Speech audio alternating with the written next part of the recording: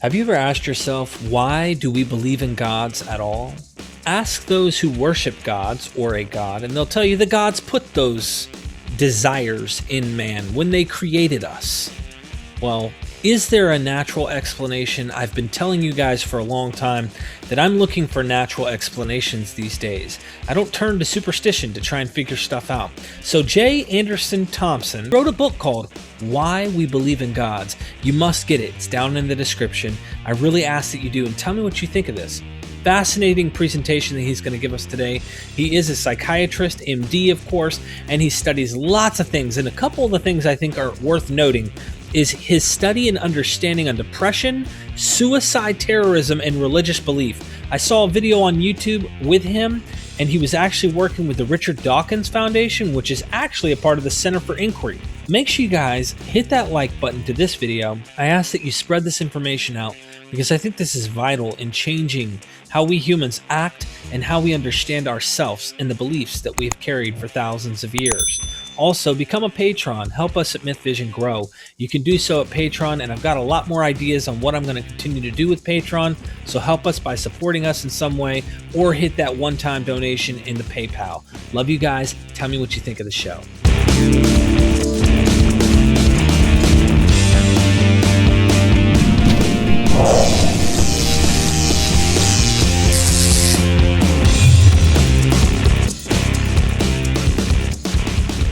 We are Myth Vision. Welcome back to Myth Vision Podcast. Your host, Derek Lambert. Today, I figure I would take you guys into a wonderful presentation by now a good friend of mine, and that is Dr. Andy Thompson. So let me give you guys a little backdrop about him real quick as we get ready to do this presentation. You guys are going to be really excited about this one. J. Anderson Thompson Jr., MD, he goes by Andy, is a psychiatrist in private practice in Charlottesville,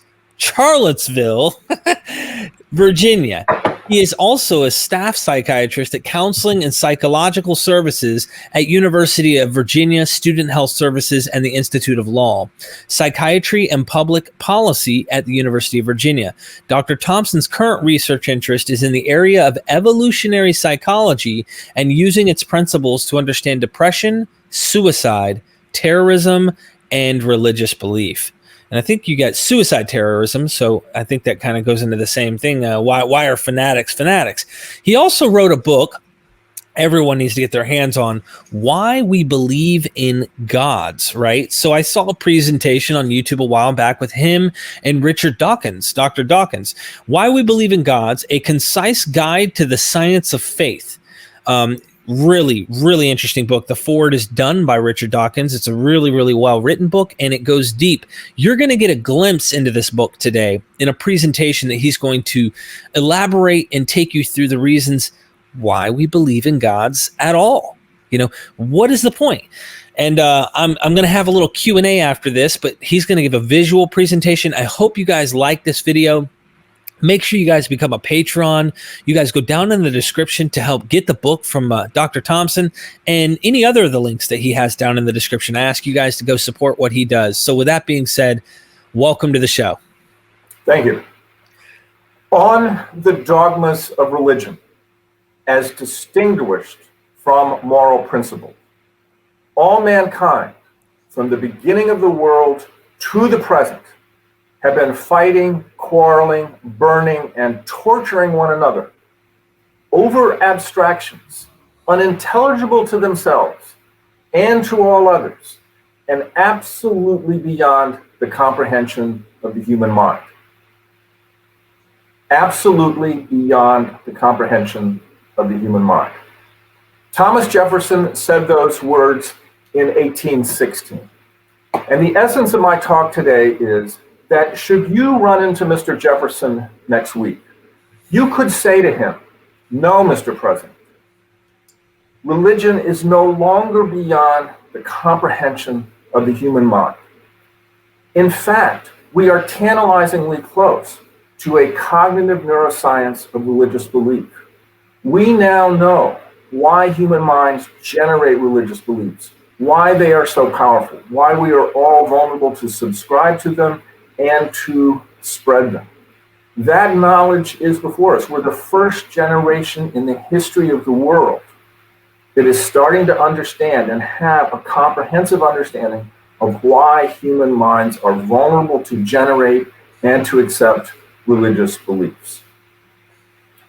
And what you could also say to Mr. Jefferson is that we're in that position because when he made those comments in 1816, there was a 7-year-old boy in England, Charles Darwin, who would grow up to give us one of the most important, if not the most important idea that ever occurred to human mind: evolution by natural selection. The only workable explanation we have for the design and variety of all life on Earth, and also the only workable explanation we have for the architecture of the human mind. And part of that architecture, the pieces that lead to religious belief. And Darwin himself, when he wrote Origin of the Species in 1859, he knew the implication of his discovery, because in the next to the last paragraph, he said psychology will be based on a new foundation. And it took about 150 years for the principles of evolutionary biology to be applied to the human mind. And one of the findings that came out of evolutionary psychology, evolutionary anthropology, is the understanding of why human minds generate religious beliefs. And let me give you a little map of what we're going to be doing this morning. And the other interesting thing is that today is actually Darwin's birthday, February 12th. He would have been 211 years old today. So happy birthday, Mr. Darwin. Let me give you a map. We're going to do the basics of the modern Darwinian synthesis, evolution by natural selection. Then we're going to do a little bit about human evolution, because that's important. And then we will go into just some of the cognitive neuroscience of religious belief. What I hope to show you is that religious belief arises from mechanisms that we use in everyday life. Even though religious ideas may seem extreme, they are really just one step away from ideas that we use every day, that you're using right now. And then we'll talk about religious ritual. Religion comes from the word religare, which means to bind. And I'll show you why religion empowers itself by harnessing certain neurotransmitters in religious ritual, one of the other things that makes it so powerful. Before I jump into the talk, I want to thank a number of people. First and foremost, Mr. Lambert, for contacting me and asking to give you this presentation today. Also, my co-author on the book, Clare Aukofer, my publisher, Kurt Volkan, but particularly Richard Dawkins. I've had the opportunity to work with his foundation, now part of CFI, to learn from him. Also, the others at the forefront of the secular movement, the late Christopher Hitchens, Sam Harris, Ayaan Hirsi Ali, all of those people. And the really unsung heroes of this presentation, all the anthropologists, the psychologists whose research is giving us that comprehensive understanding of religious belief. All right, this is the typical understanding of evolution by natural selection. Certain traits enhance survival. If that's what you think, I want to shift your understanding just a little bit, because it's not survival, it's only survival for reproductive success and the reproductive success of genes, right? The modern Darwinian synthesis shows us that evolution doesn't act at the level of the individual, me. Evolution acts at the level of the gene, the double helix. Right? And if you step back from it for a moment, that makes sense, because what's the fundamental unit of life? It's the genes. We're right now in the midst of a coronavirus epidemic, and genes that build viruses that can easily spread into hosts, those are the genes that proliferate.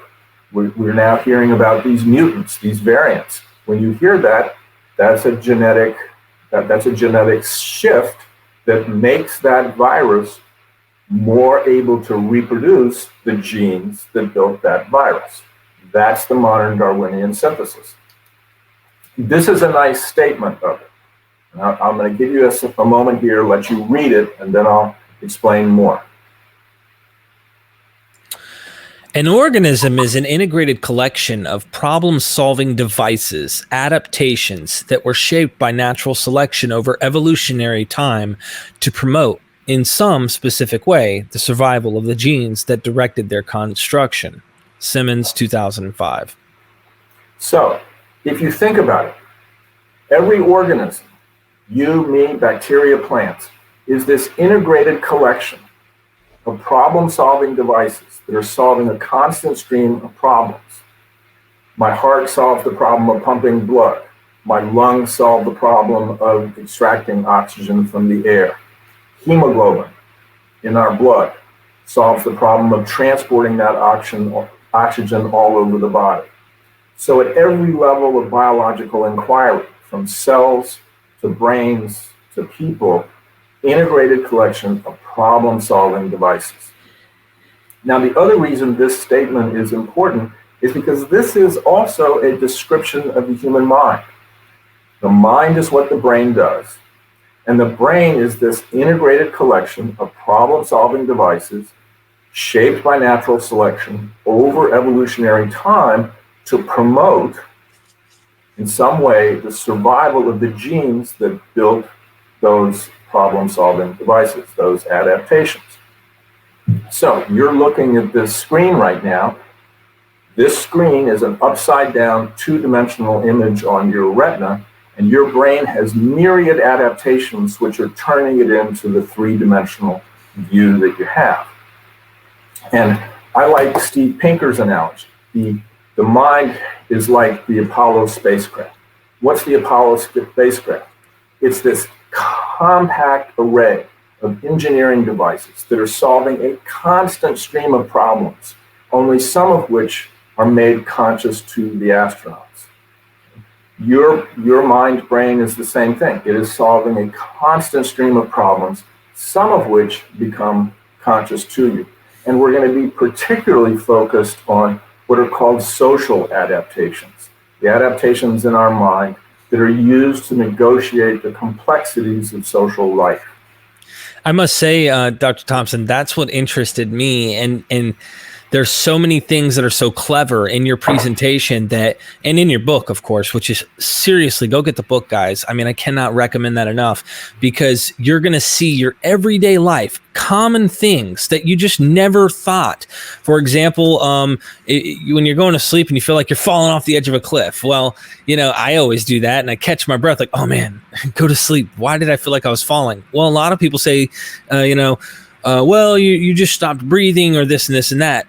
Come to find out, we once lived in trees, and this might be an evolutionary mechanism preventing us from. So I'm just giving it just a little tease. You're going to see things. Thank you. No, that's a nice example.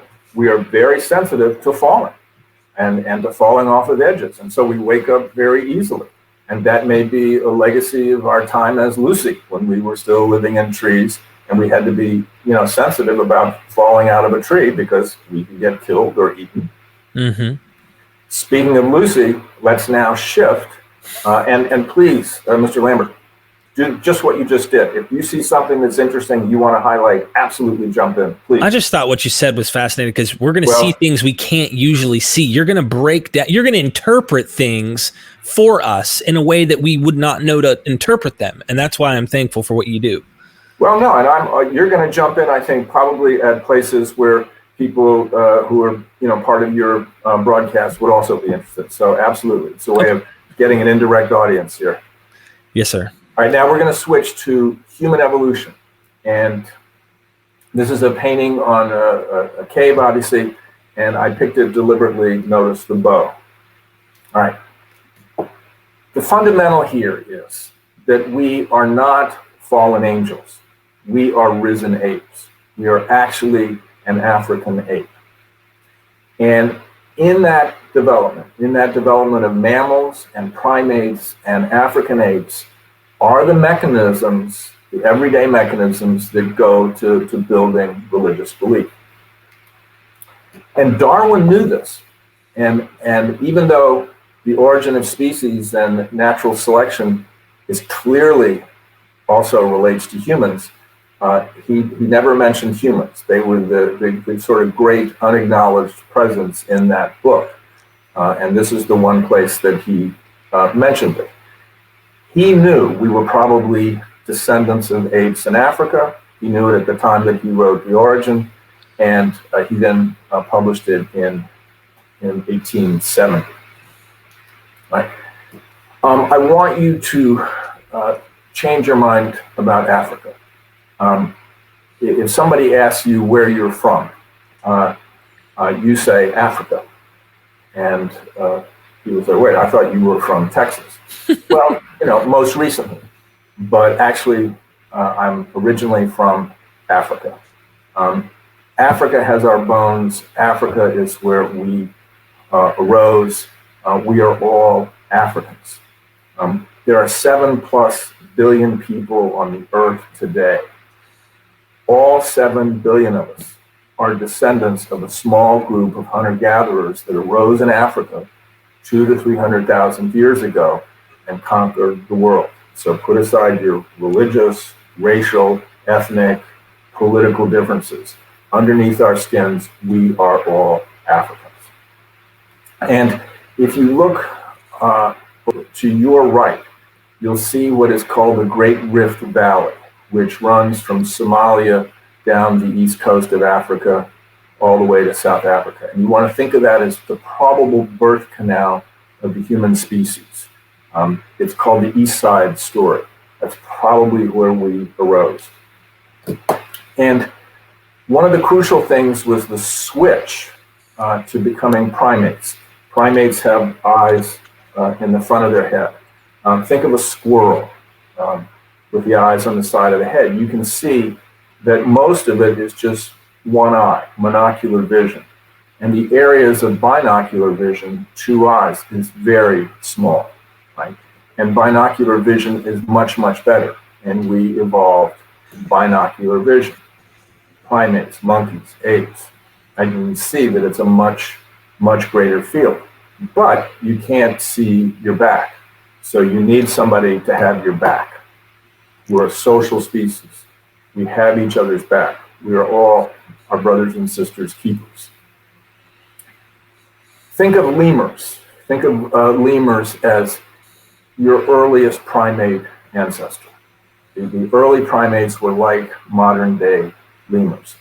Now, next time you go to your family physician and they ask for your family history, give them this, right? This is your history as a primate, and it goes from the primates on your left, 65 million years ago, primates, then monkeys, and then the evolution of apes. You see in the middle, the last common ancestor between monkeys and apes, probably 25 million years ago. Now you can say, well, Andy, why are you going over this? Okay, because many of the mechanisms we have are ancient, far more ancient than us. As we'll talk about, one of the crucial things in religion is the attachment system. And the attachment system is a basic mammalian system, right? Also, like whales have attachments, okay? But it's crucial to primates, it's crucial to monkeys, to apes, and to us, the attachment system. So many of the systems I'm going to be talking about go back even well before us. So this is your primate where we shifted from basic mammals to primates. Now I want you to look over on the right, the other black silhouette.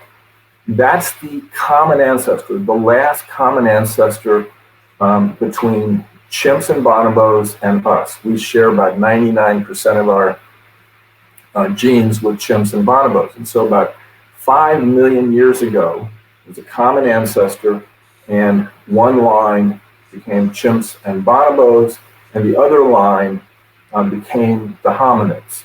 And you see that little squiggle just to your right that goes from the black silhouette up to humans. That tiny little line is this. Okay? This is your hominid family history. So if your physician says, no, I want your immediate family history, this is what you give them. This is the hominid line. 5 million years of evolution of hominids, right? Ardipithecus, Australopithecines. And if your physician says, no, I want your immediate family history, right? Okay, you give them this, right? This is our genus Homo erectus, Homo habilis. And our genus is 2.4 million years old. And it is very hard for us to get our minds around the time sequences involved here. They're obviously massive. But if you just take our genus Homo, right, 2.4 million years, here's a little exercise you can do. Think of today, February 12th, the whole day, 24 hours, okay? We're going to take every hour and make it 100,000 years. So today, 24 hours is 2.4 million years ago. So midnight last night, our genus Homo shows up. Sometime this morning around 6 o'clock, some of them start to leave Africa. Right? About noon today, some will make it to what is modern day Europe. At 6 o'clock tonight, our immediate ancestor, Homo heidelbergensis, shows up in Africa. Some of the Homo heidelbergensis goes to what is now Europe and become Neanderthals, about 9 o'clock tonight. In Africa, about 10 o'clock tonight, we show up, Homo sapiens.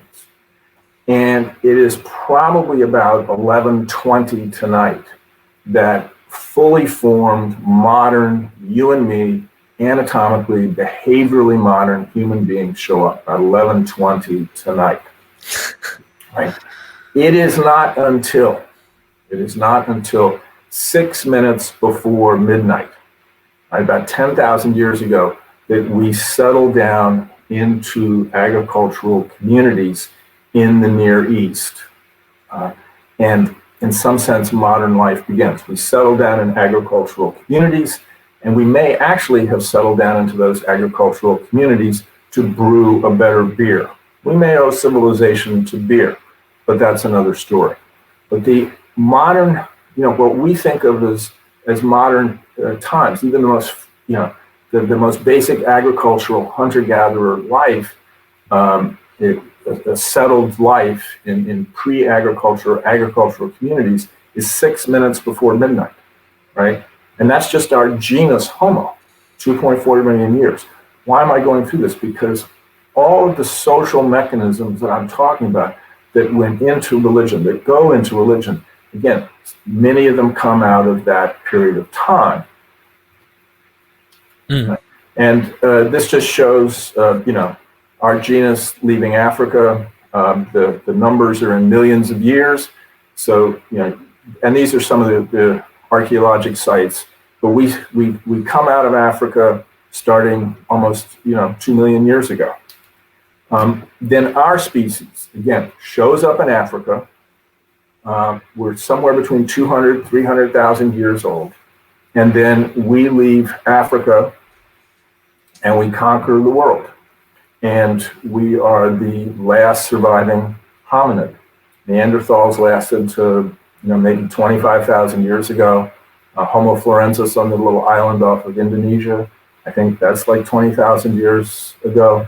But we're now the last surviving hominid, right? Why? That's one of the great questions. And one of the answers may be because we developed mechanisms of what's called ultra-sociality. We're intensely cooperative social species.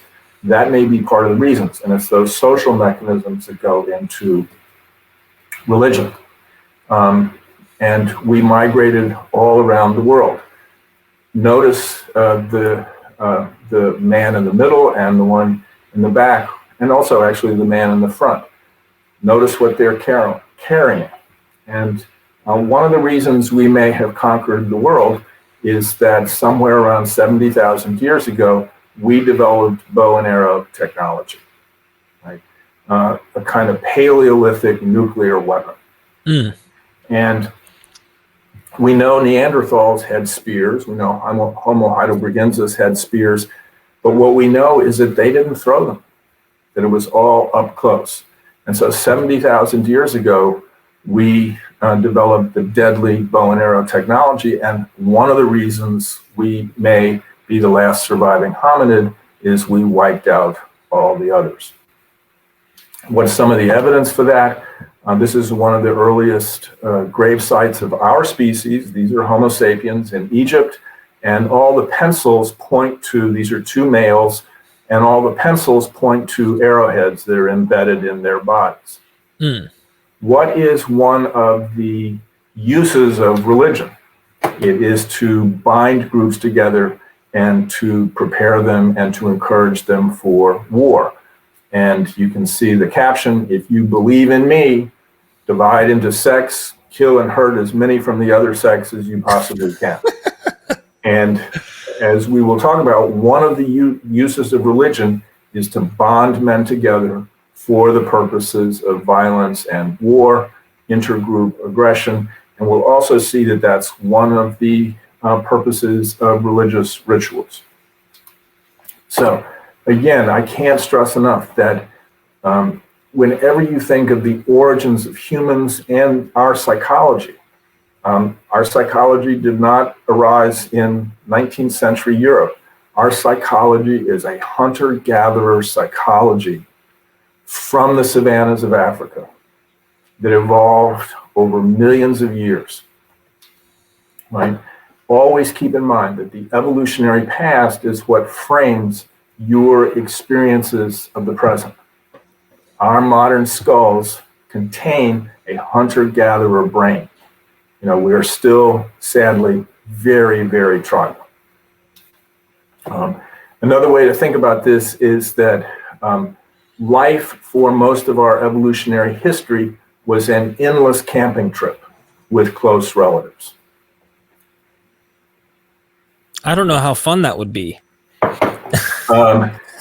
I guess you get used to being a social creature. I'm just being funny, of course, but you probably enjoy it in those days. That was kind of part of life. Well, yes and no. I think there were advantages, clearly. I mean, I think people were closer and more mutually interdependent than maybe today. But I'm quite grateful for antibiotics and electricity and hot showers. But my psychology, just like all of us, our psychology is still a hunter-gatherer, tribal, intensely social psychology. And those mechanisms that allow us that close interpersonal connection, those same mechanisms are used to generate religious beliefs. And religious beliefs functions. One of the main uses is group bonding. And it can be, as all of us here know, group bonding for the purpose of deadly violence. I guess this is a question / a little poke-in.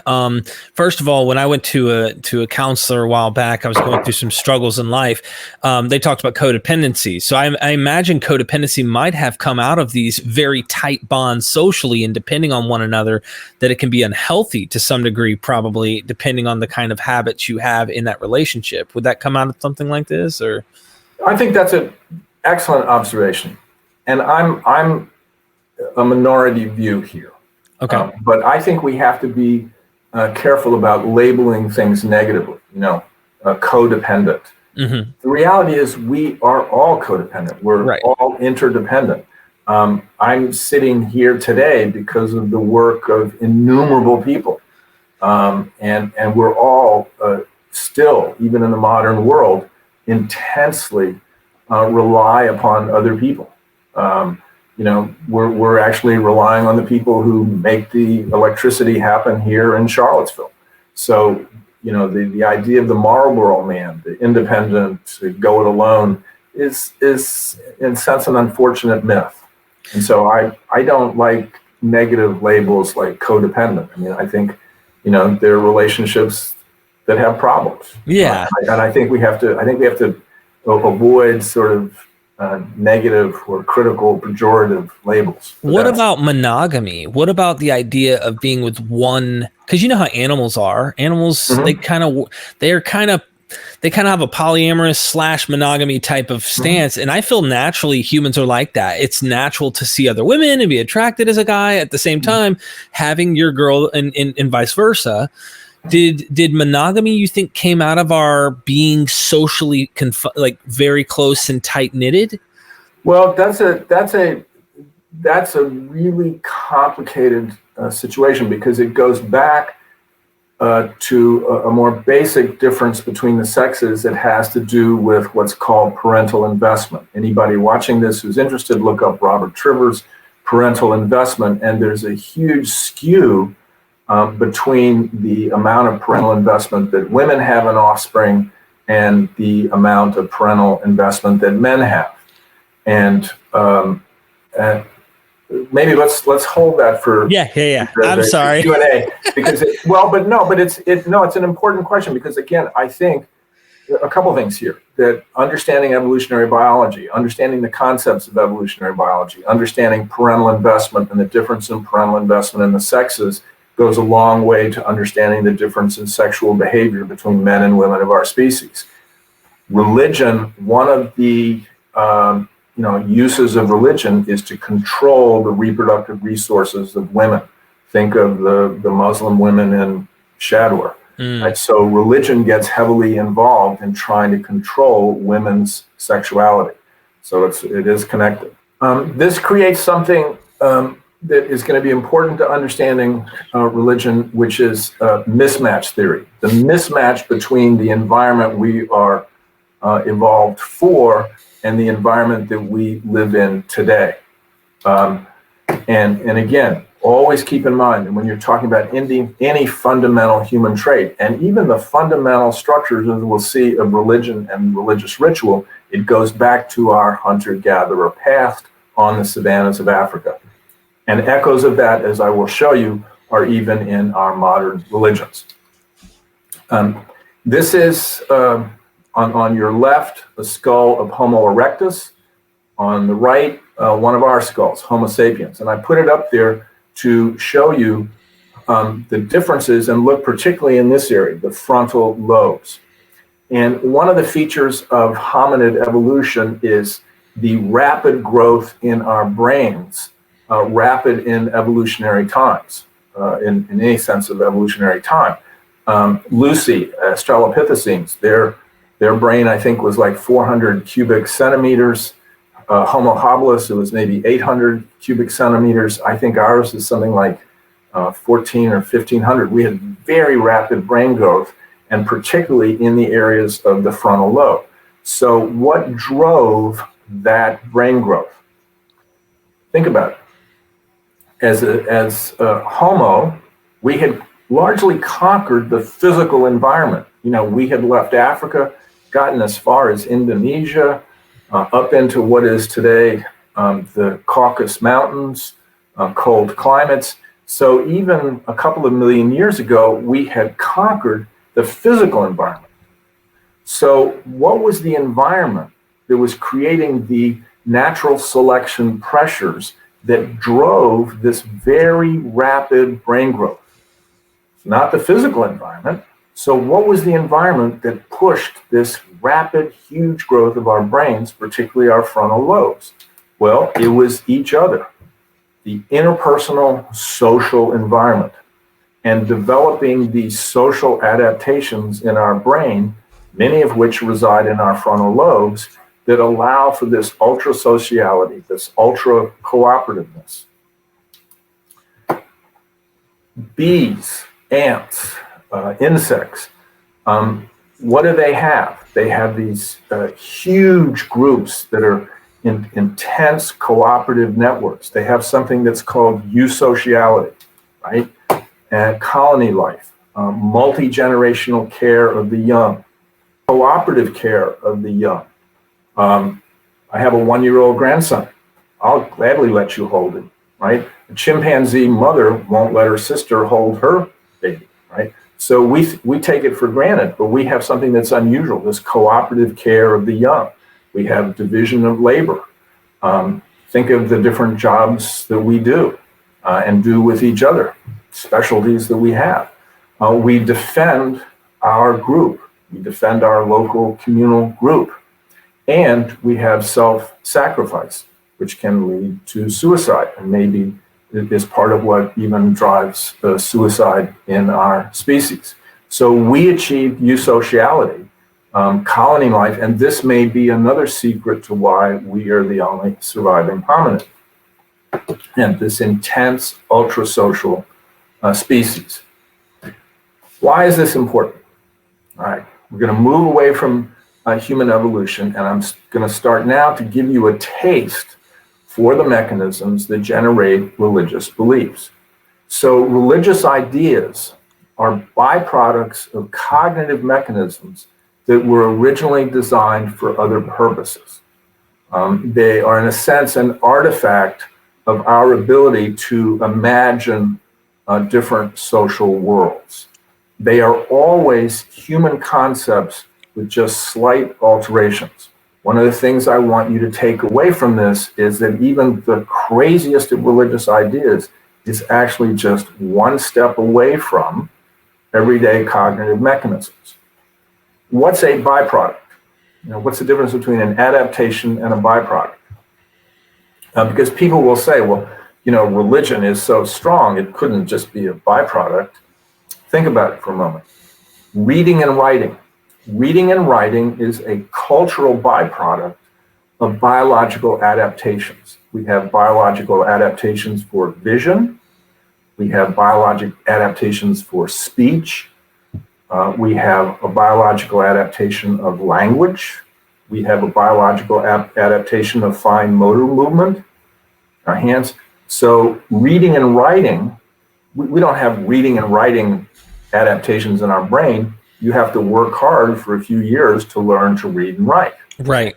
Reading and writing is a byproduct of these biologic cognitive mechanisms. And I don't think anybody listening to this talk would say that reading and writing is a small feature of humanity. It obviously is huge. It has transformed us, right? Similarly, religion is a byproduct of these mechanisms, and obviously it has had huge impact on our species. If you've been to a Pentecostal service and people start speaking in tongues, what do? They reach up, right? They're reaching up. If you've ever been around 1.5 or 2-year-olds who can walk, what do? They wobble over to you and they reach up wanting you to pick them up. That's one manifestation of the attachment bond, the attachment response. And our attachment system is very much involved in religion. When we're distressed, what do? We reach for an attachment figure. We reach for a caretaker. Anyone that's interested in this, I'd encourage you to look at an article that you can pull up on the web called On Becoming Attached by Robert Caron. The people that mapped this out, British psychiatrist John Bowlby, American psychologist Mary Ainsworth, and they mapped out the attachment system, which is a basic mammalian system, but they mapped out the attachment systems in humans. And we use it obviously in our love relationships, in our child care, in our friendships. The attachment bond is huge. The attachment system is huge. And religion utilizes it, or I would say hijacks it. If I may, Dr. Thompson, Please. I think it's fascinating about this is I'm looking at myself when I see this image, because I used to be involved in non-denominational churches that spoke in tongues, but not just churches that speak in tongues do this. We have some more conservative, non-denominational or non-speaking in tongues, non-charismatic churches that still have the praise and worship, and they still put hands up, or sometimes they do a different type of gesture. But one of the points is Christian music in general, sometimes you can confuse the song for a loved one, like a spouse or a parent. And it's like almost like God is interchangeable with Absolutely. This social thing you're discussing here, which is fascinating. Absolutely. No, and thank you. Because you're absolutely right. And it illustrates how the attachment system is used in that way. And the attachment system is, I would argue, in this case, hijacked for religious purposes. And it evokes it. And we'll talk about one of the ways it gets supercharged at a chemical level, religious rituals. That's one function of religious rituals, is they supercharge this byproduct that is religion.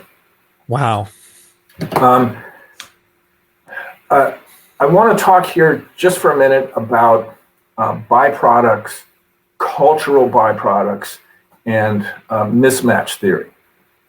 Because the religion, the fundamental psychology of religion, is the same as the fundamental psychology of junk food. It's also the same fundamental psychology as pornography, right? And people feel that I'm being offensive. No, I'm being descriptive, and what I hope to show you is accurate description, right? So what is junk food, right? So all of us have cravings for sugar. But sugar, the original sugar that we have cravings for, ripe fruit. Ripe fruit was a crucial source of calories and vitamin C, and it was scarce. We had cravings for it. So whenever we had the opportunity, we ate it, right? And what does the modern world give us? The modern world gives us sugar, refined sugar, Coca-Cola, brownies, cookies. And it's a supernormal stimulus, right? Meaning, when I eat a peach, it's pleasurable. I get a little hit of dopamine. It's pleasurable, right? When I eat a brownie, damn, I get a big hit of dopamine. It is really nice, right? And I don't know about you all, but if I know there's a brownie downstairs and a peach, which one am I going to wake up in the middle of the night and go get? A peach or a brownie? Obviously the brownie, right? Because it's a supernormal stimulus that maps onto or hijacks an ancient mechanism. All of us have cravings for fat, but it was the fat of lean game meat. And it was rare, it was a crucial source of proteins, crucial source of calories, but it was rare. In the modern world, we have this massively fat-laden meat that we can get every day, right? And it hijacks, do I want, lean game meat from a rabbit, or do I want a juicy steak? No choice there. I'm going to go for the steak because it hijacks that ancient system with a supernormal stimuli, right? We all have cravings for salt. The Big Mac meal, the French fries have got salt and they're soaked in meat juice, right? Okay, so you can see, I hope, that a Big Mac meal is a monument to your Stone Age inheritance. It is a cultural creation of the modern world, and it hijacks, is based on and hijacks these ancient mechanisms, but hijacks them with supernormal stimuli, right? What's God? God, most gods in most religions are supernormal caretakers. They're supernormal attachment figures. God the Father, right? But he's a more powerful father than our everyday ordinary fathers. But he's a powerful attachment figure that we reach up to. So, and if you think about pornography comes from males' sexual biases. Males are drawn to markers of youth, fertility, and pornography gives it to us in supernormal stimuli. I love this slide. Somebody sent it to me.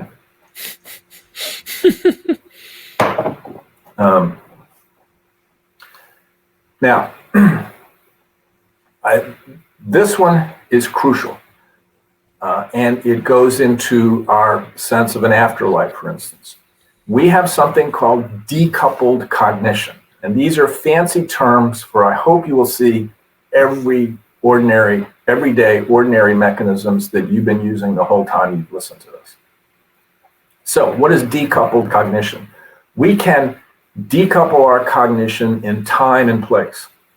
As hard as you may have been working, listening to me, I will guarantee you that while you've been listening to me, there have been moments where you have remembered a conversation with somebody else, or you're thinking about a conversation you're going to have with somebody else, right? So we can decouple from the present moment, go to the past, we can go to the future, we can go to a different place.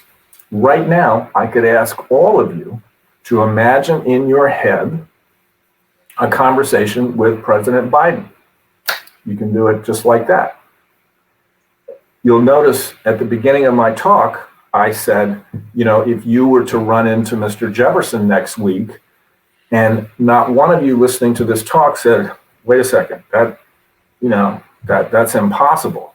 You sort of knew it was impossible, but you could imagine, right now, running into Mr. Jefferson and having a conversation with him. Right? You can decouple from this moment in time and this place, wherever you're sitting right now, and you can go to another time and another place and have a complicated social interaction. The conversation with President Biden would be complicated, right? And you could ask President Biden for something and promise him something in return. Reciprocity, another one of our mechanisms. What's prayer? Dear God, I will do this for you if you will do this for me.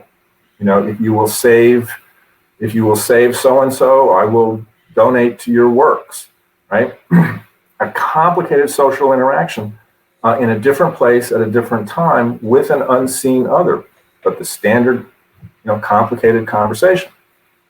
So that's one aspect of decoupled cognition. The other part is the decoupling between how we experience thoughts and feelings, our mind, and how we experience our body. Now, I want to illustrate this this way. Imagine that this is your brain, right? Okay, so this is your brain right here. This is the frontal lobe of your brain right here, okay? Now we're going to cut it in half, and this is the medial, what's called the medial or the midline of your brain, right? And this middle of your brain right here, right? This is, in the midline, is where you experience your own thoughts and feelings and where you experience other people's thoughts and feelings. What the slide shows you, all those dots are in the midline of the frontal lobe. And that's where you have self-knowledge, where you're thinking about other people's minds, your own mind, mentalizing.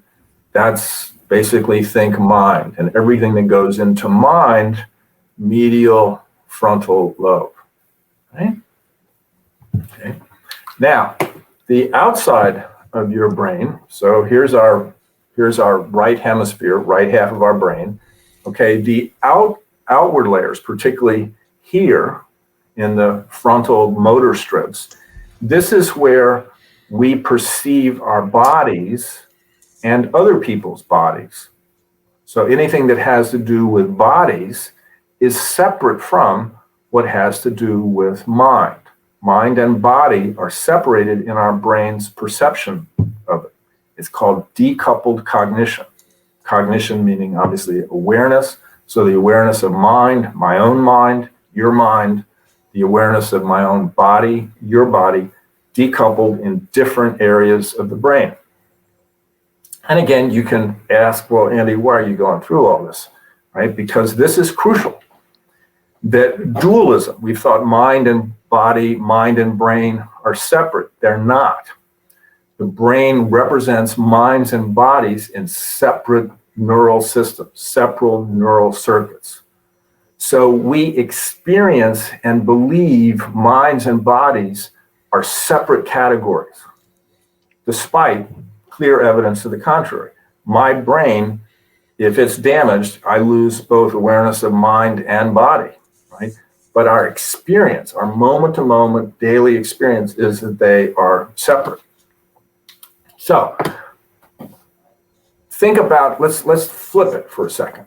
So think about if I had to have Derek in front of me to think about what is going on in his mind, to wonder what he wants, what he would like in this presentation, what his questions might be. If I had to have Derek sitting literally in front of me, that would be very difficult, right? But even before meeting Derek, I can think about what he might want. And so I hope you can see that a belief, just an operating belief in some form of life separate from the experience of a body, that's just our basic day-to-day, setting of our brain. That's the default setting of our brain, is this split between mind and body. Right? So I'm getting to the age where many of those near and dear to me have died. I can still have conversations with them in my head, as I will occasionally do. For a moment, think about it. Think about somebody who you have loved deeply, who is now deceased, who's passed. And I ask you to call up a conversation with them. I can. You can do it instantly. Mm-hmm. Instantly. You can have a conversation with somebody who's gone. If you think about it, that's just one small step to ancestor worship. Wow, that's true. Right. And you can see, I hope, that it's not very hard to imagine a God, a man, or a woman, but obviously gods have mostly been men. You can imagine a God, a man, who's out there, who has a mind of his own, who you can communicate with or propitiate or submit to.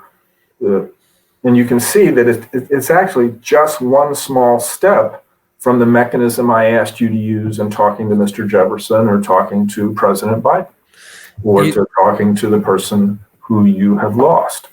I think it's interesting that I had this conversation yesterday with Dr. Robert Price, who's also an atheist, of course. And I said, it's amazing when what theists have done, of course, is when the arguments and the evidence becomes clearer and we have a natural explanation for things, they always step up that level to try and compete with the natural view.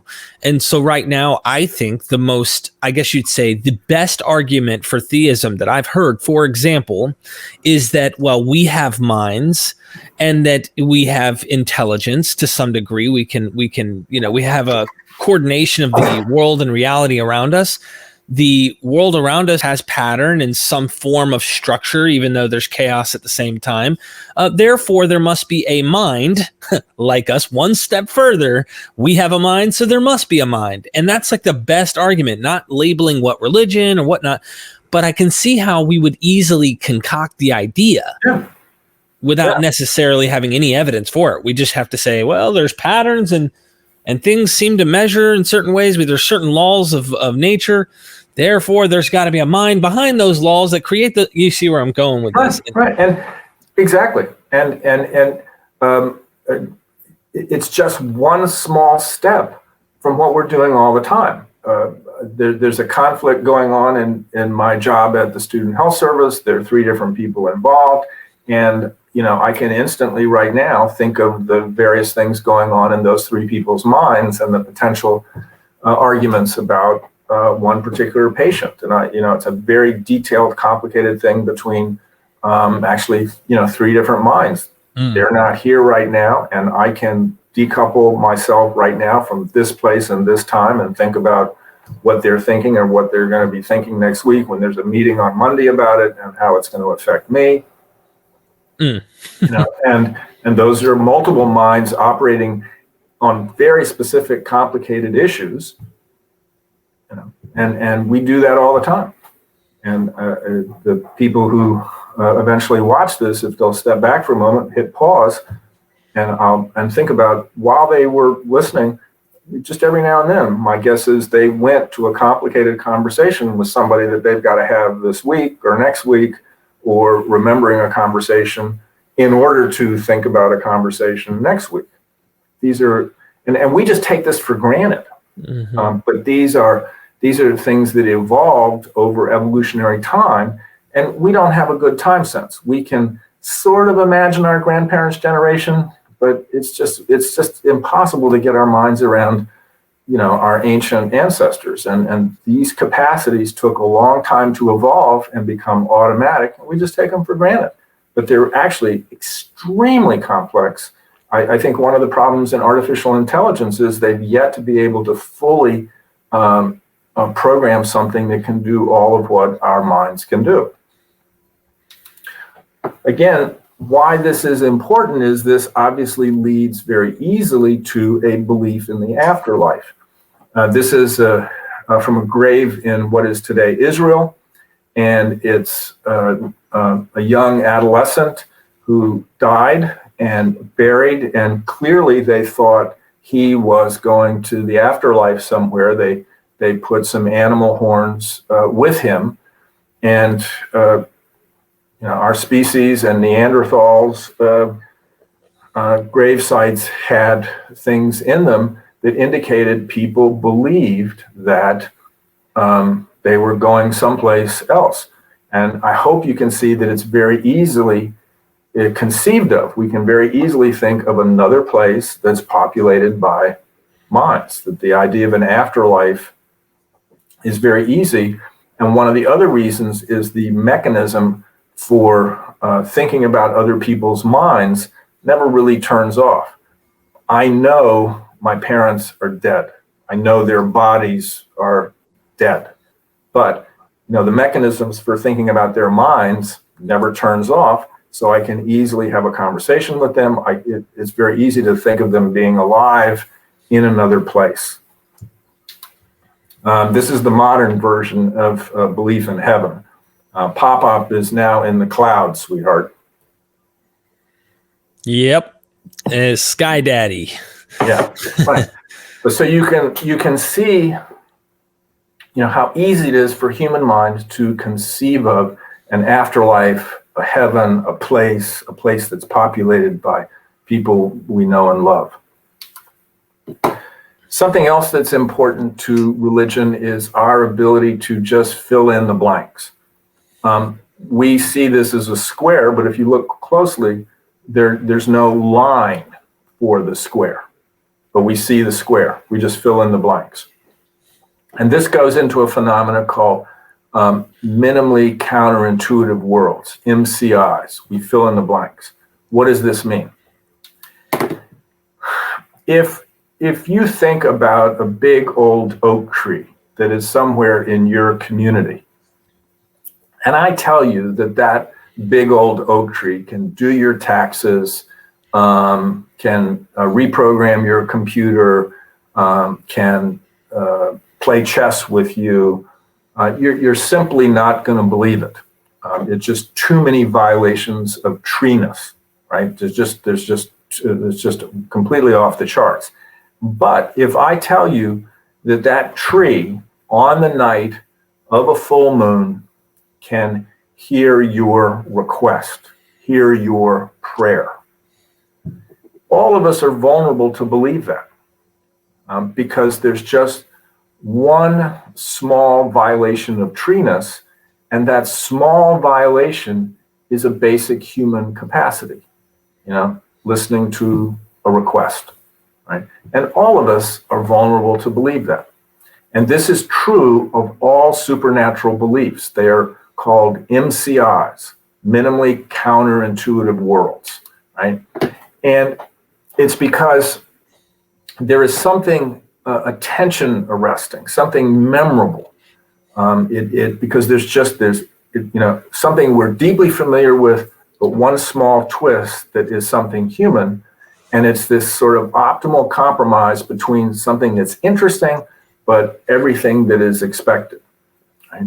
And MCIs are crucial to religious beliefs. Let's take something before we get to religious beliefs. one of my favorite movies of all time, really, and certainly as a child, was The Wizard of Oz. And that's a magical movie for most people who see it. If you haven't seen it, I strongly encourage it. Wonderful movie. And its power comes from the in a sense, supernatural agents are basically just men with one slight twist. The scarecrow, he's looking for a brain. The cowardly lion is looking for courage. And the tin man is looking for a heart. But otherwise, they're just men. And everything about men, you just fill in the blanks and you don't question. But there's just one slight twist on something that is human, and it's memorable, it's attention arresting, and clearly they've got a great attachment system. Dorothy becomes attached to them. They're looking for the Wizard of Oz, a father. The supernatural templates in the Wizard of Oz are very powerful, but they're all these MCIs. And that's true of any fairy tale that we remember and any fairy tale that is religion. So there are a counterintuitive physical property. So, God is everywhere. He's still a guy, but he's everywhere, right? Or there's one slight counterintuitive piece of biology. The Virgin Mary was a virgin. She conceived, a very natural human phenomena. She was a virgin, one small twist. There's a counterintuitive psychology. Now think about it. The Christian God knows what I'm thinking, right? Knows whether I've been naughty or nice. He knows what I'm thinking. But if he knows what I'm thinking, why do I still have to pray to him? Why do I have to have a normal human conversation, right? So there's just this one little twist that's attention arresting, but still everything about humans and human mental states and ordinary human capacities is still there. They're just taken for granted. We don't even think about them. Right? The poet Shelley, I think, put it well. I'll let you all read it. There is no attribute of God which is not either borrowed from the passions and powers of the human mind, or which is not a negation.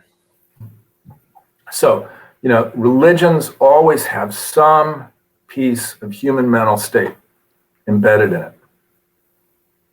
Some little twist, but all the fundamentals of human emotional states, mental states are there. Now, what I've done so far is just, I hope, give you a taste, and it's just a taste, for the everyday, ordinary cognitive mechanisms that we use to be the extraordinary social species that we are. Those mechanisms go into religious belief. That religious belief, like reading and writing, is this cultural creation. It's a byproduct of these mechanisms. They arise from these mechanisms, and then there's a cultural creation that comes back at those mechanisms in a supernormal way that really triggers strong feeling. They're attention arresting, they're memorable, and they hijack those systems. My attachment system is hijacked to be, connected to a God or to Jesus or the Virgin Mary. What I want to do now, I've shown you, I hope, some of those mechanisms. There are others. Theory of mind mechanisms, hyperactive agency detection mechanisms. And this is why religion is so powerful, because there's a list of at least 20 different mechanisms. Every ordinary day cognitive mechanisms that go into religion, that religion creates a cultural narrative about, and they come back with supernormal stimuli. That's the cognitive mechanism. Now, how do those supernormal stimuli get supercharged? How do you put high octane fuel into those mechanisms? And that's what I want to turn to next in the last part of the talk, which is about religious ritual. Right? And religious ritual, religion comes from religare, to bind, and religious ritual intensifies that bonding and other things. Right.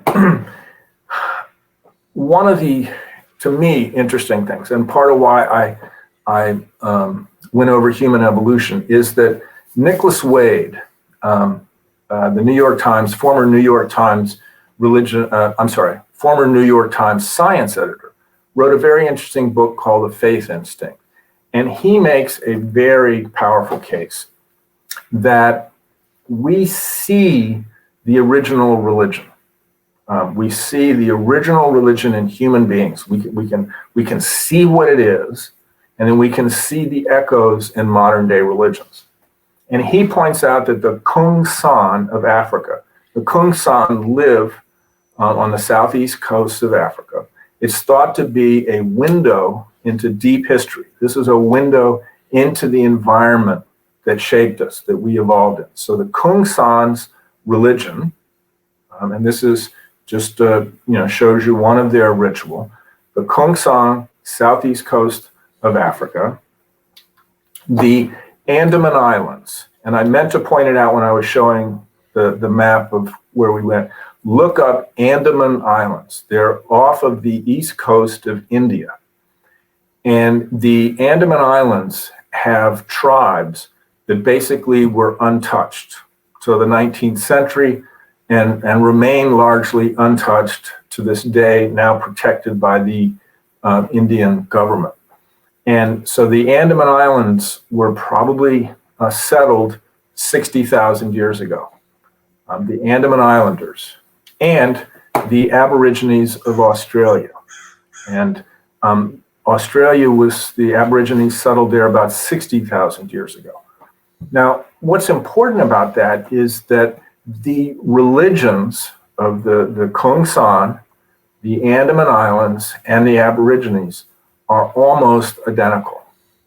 And Wade argues that why that is the case is because we are seeing the original religion of Homo sapiens, that Homo sapiens had in Africa when they left Africa and started to move around the world.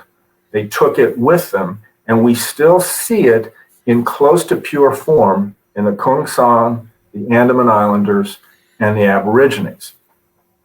And as I'll show you, I hope, even echoes of it in modern day Christianity, Judaism, Islam, Buddhism. What is that first religion?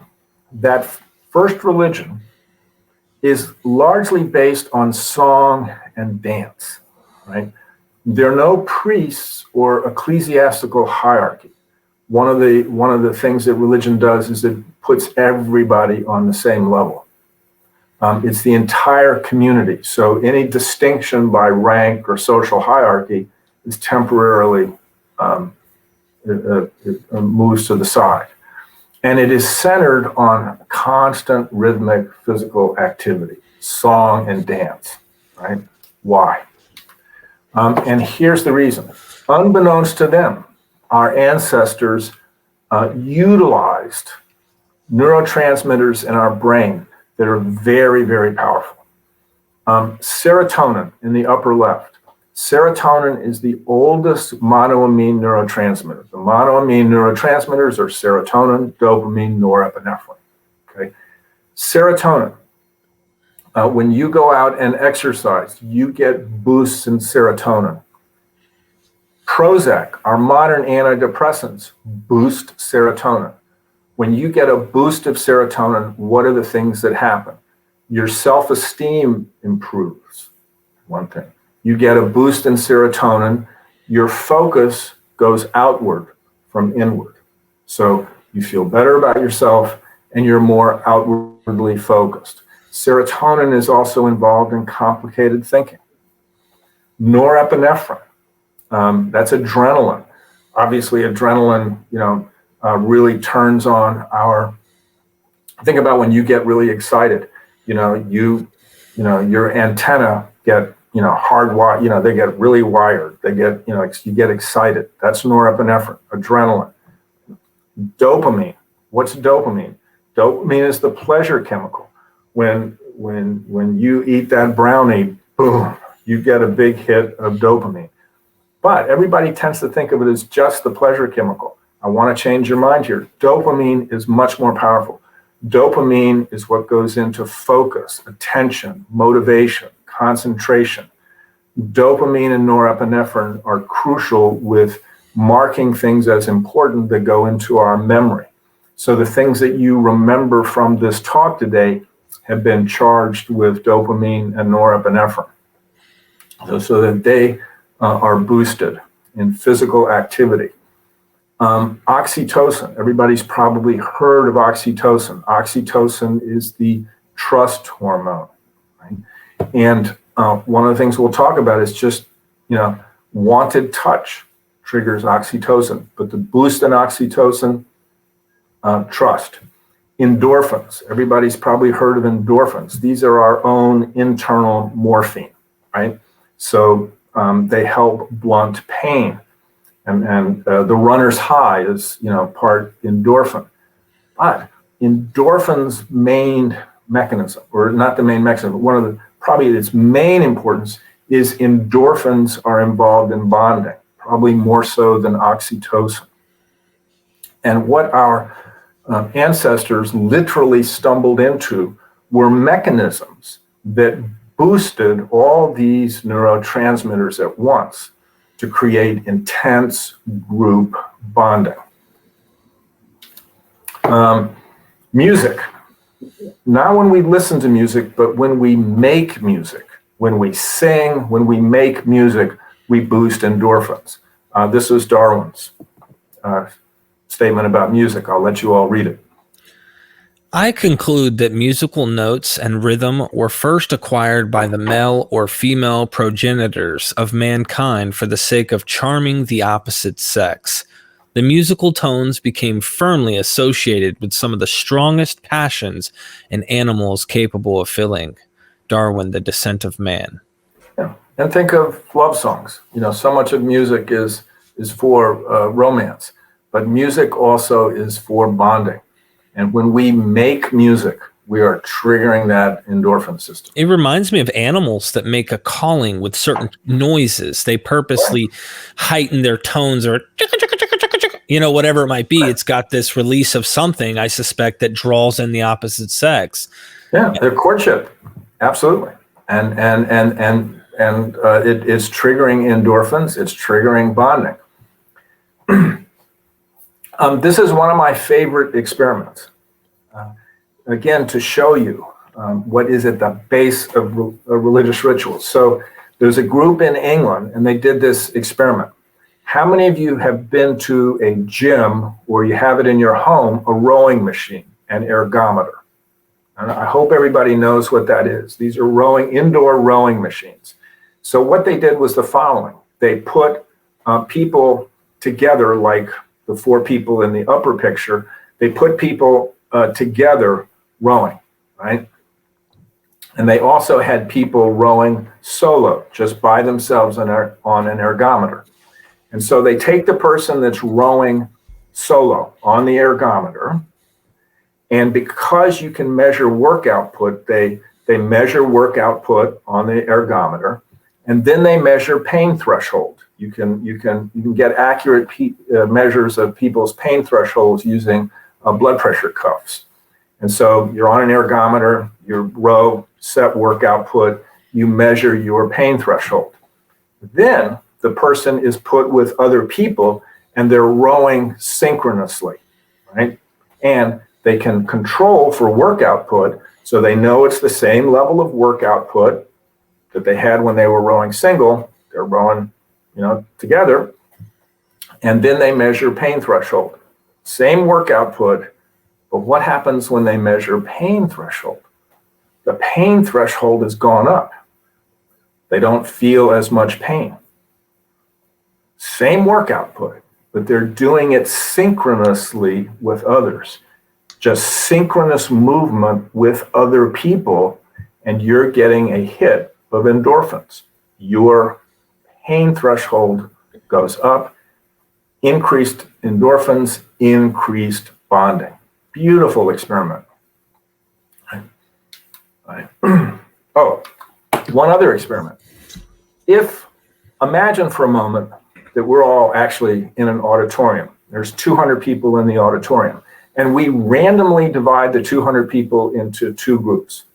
And one of the groups is just asked to walk around the building 3 times. Good. The other group is asked to walk around the building 3 times, but to walk in lockstep, like soldiers marching, right? And they're going to walk in lockstep 3 times around the building. Other group just walk around the building. Then they bring them back, and they have each group play what are called economic trust games that measure how quickly you trust other people. What happens? Okay, and the only difference is marching synchronously. The group that march synchronously, they trust each other much better, much quicker. Right? And all they're doing, in other words, they are more bonded. You know, they're more bonded, they trust each other, they're bonded better than the other group. One of the other unfortunate aspects of this is that the groups, they instantly think that they're better than the other group. These people have, you know, they've not met before, most of them, they're just randomly divided into 2 groups. And it becomes us against them. But the group that has done synchronous movement, they trust each other more. So we're talking a group, we're talking music, we're talking singing, making music, triggering all those neurotransmitters, right? And we're talking about synchronous movement, you know, synchronous movement, enhancing bonding. Then touch, right? And touch, we now know, is much more powerful than we ever imagined. When you have wanted touch, let's say for a moment, one of my close buddies comes in here and he just puts his hand on my shoulder. That's all he does, just puts his hand on my shoulder. I'm going to get a hit of endorphins and oxytocin. My frontal lobes are going to relax a little bit. It's a powerful experience, and we're not aware of it. But just that little touch on my shoulder is going to trigger that. One of the most interesting experiments was actually done by a researcher here at University of Virginia, Jim Cohn, and he puts a woman in a scanning machine. So she's in a scanning machine. She gets shown a threat scenario. The part of her brain, the fear part of her brain, the amygdala, lights up. Okay? Next, she's in a scanning machine, and she's holding the hand of a stranger, somebody she's not met. She's just holding the hand of the stranger. Shown a threat scenario, her amygdala lights up, but not as much. She's just holding the hand of a stranger. Still lights up, but not as much. Then, third experiment, she is holding the hand of her partner. Shown a threat scenario, amygdala barely lights up. Holding the hand of her partner. Where it's even more interesting is that the degree to which her amygdala does not light up, in other words, the calmer she is in the face of threat, the calmer she is, tracks with her rating of the quality of her relationship with her partner. So if she rates it as a very good relationship, it lights up the least. You know, very powerful evidence that touch impacts our brain, impacts our bonding, impacts how we respond to threat, even. Right? And again, it's probably endorphins, oxytocin. So, what is song and dance? Song is making music, endorphins, dopamine, serotonin.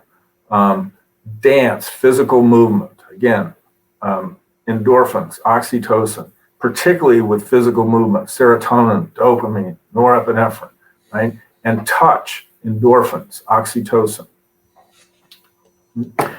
You've probably heard of mirror neurons. Okay. Mirror neurons work this way. So you're sitting there watching me right now. I'm going to raise my right hand. I raise my right hand, an area on my left motor strip lights up. Lights up. Mm-hmm. You're watching this, okay? You're not raising your right hand, but watching this, the same area in your brain lights up. Other parts of your frontal lobe are suppressing it, but the area that would light up if you lifted your right hand, okay, it's going to light up. People who have frontal lobe damage, if I lift my hand, even if they don't want to, they'll lift theirs. Right? Wow. These are mirror neurons. So I see somebody who's in pain. I see somebody who's got a cut on their hand, right? And so they've got a cut there on their left hand. The sensory area for my left hand lights up as well. We literally feel each other's pain. We have to learn to desensitize ourselves not to. Right? But mirror neurons are very powerful. So you can feel like, I don't want any part of that ritual, but it is still going to impact you. You may, stand there with your arms crossed, watching some religious ritual, but it's still getting to you. You see a wave in a stadium, right? You don't want to participate, but it's still impacting you as if you were doing the wave. This is one of my favorite illustrations. For those of you who remember, in 2012, former President Clinton gave the nominating speech for then President Obama. And Clinton finishes his speech, and then, to the surprise of the audience, President Obama walks out. Clinton sort of bows, an act of submission, sort of bows, and then the two men embrace, and Obama is rubbing Clinton's back like crazy, and you can see a tear in Bill Clinton's eye. Very powerful moment. What most people in the audience don't know is that these two men hated each other. There's an article in the New Yorker magazine that details it. These two men absolutely hated each other. And there was, because Obama had beaten Hillary Clinton in 2008 in the primaries, but they hated each other, and it was like the Middle East peace accords getting these two men back together. And Clinton agreed to do the talk, the nominating speech, and it was a powerful speech, wonderful speech. And then the two men embraced. These are two men who absolutely hated each other, right? And what you see Obama, stroking his back. There's hugging, there's touching, there's powerful endorphin and oxytocin release at this moment. If you remember it, if you happen to see it, which I did, you could not be moved, even if you didn't like either man. It was a very powerful moment. I found myself welling up, right? That's mirror neurons. I'm not on the stage at the Democratic Convention. I'm nowhere near it, right? I'm not involved. I'm just watching it, and it's very powerful. So those are mirror neurons, right? So we have song, dance, physical movement, symmetrical movement, mirror neurons. Why is this important? Because these are the things that go into religious ritual. Right? What do these rituals do? Remember, we have very important close group living. Imagine if you were living in a small hunter-gatherer group of 100 people in harsh environments, and you've got to get along with everybody. Well, they're going to be freeloaders. You've got to find out who those people are. Rituals may expose it.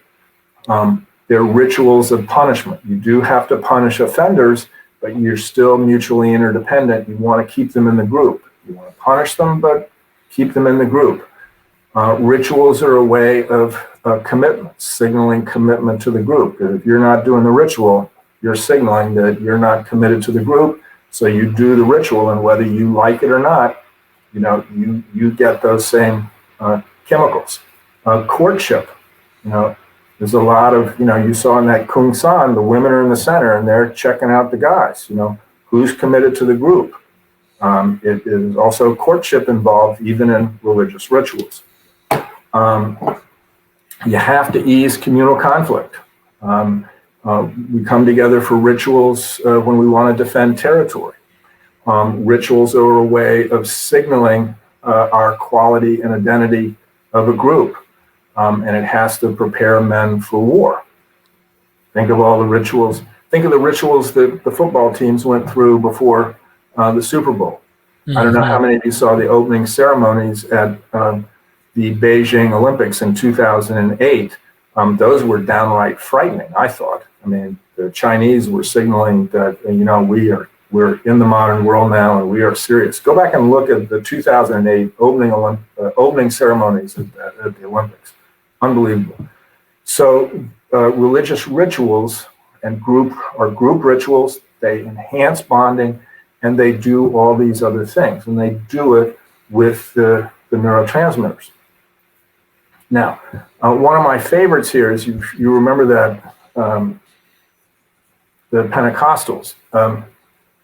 Anybody know why pews were put in Christian churches in the 14th century? I have no idea. All right. It's because the political leadership is trying to take over religion, right? And pews were put in Christian churches originally to stop the dancing. Trying to control the group a little bit more. They literally look up the origin of those uncomfortable pews that we sat on for all those years. I was brought up in the Presbyterian Church, God's frozen people. And all those hard pews. Pews were originally put in Christian churches, I think in the 14th century, to stop the dancing. What did people do? They just moved the dancing to Saturday night, carnival. But this is religious. This is what goes into religious ritual, and you see this in the Kung San, the Andaman Islanders, and the Aborigines. It's a window into deep time. It's a window into those original rituals. Imagine doing those kind of rituals 8 or 12 hours, right? It's huge. Again, ancient cave paintings. The ancient cave paintings are always of people together. You don't see, one person, sitting down with a cup of coffee. Now, let me encourage you to try this. If you're even with just one other person while you're watching this, just hit the pause button and let me give you a little experiment that you can do at home. And this is an experiment I do with audiences when I have the audience in front of me for the talk. What I want you to do is 3 things to start with. First of all, I want you to just think about how you're feeling. Just what's your mood? How are you feeling today? Just, take a mind's eye of that. Number 1. Number 2, think of somebody you care about. It's somebody where there's a pretty bad conflict right now between you and this person that you care about. And just think about how right now you feel about that person.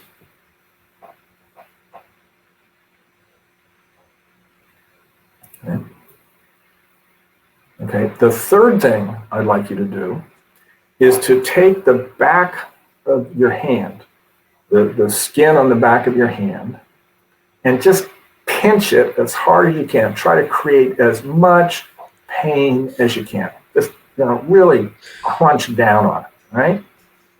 Just really get the sense of where that pain is. Do those 3 things. Now,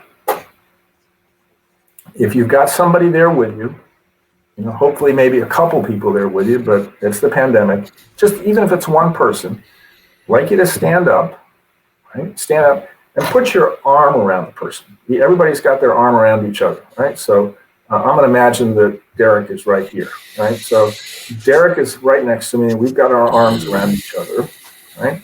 And we're going to start swaying, just swaying symmetrically, rhythmically. We're going to get a good sway going, right? Get a good sway going here, right? Then I want you to sing out loud as you can, a couple verses of Happy Birthday. If it's not your birthday, maybe Happy Birthday to Charles Darwin. But just belt out a couple of verses of Happy Birthday, right? So what are we doing? We're doing symmetrical movement. We're doing touch, right? Okay. And then we're making music, right? Symmetrical movement, touch, making music, stimulating all those neurotransmitters. So maybe do just a couple verses of Happy Birthday, right? And you do that. And I appreciate I'm making you self-conscious, but I'd encourage you, try to do this ritual. Okay, try to just do this. Trust me. Then what I want you to do, after you've done it, and your self-consciousness is quieted down for a minute, then pinch your skin. See if you can make it hurt as much. My prediction is you can't. No matter how hard you try, it's not going to hurt as much because you boosted those endorphins. Right? Then I want you to think about that person that you're in conflict with and how you feel about it. And again, my prediction would be that it'll be harder to generate the same level of frustration or anger you might be feeling towards that person at the moment. Then the third thing, we're doing it in reverse order, would be to just think about how you're feeling. If you notice any change in your emotional state. And again, my prediction would be if you can get away from the self-consciousness of having done it, that you'll notice that you're just feeling a little bit better, a little bit more energetic, you just feel better, right? Okay.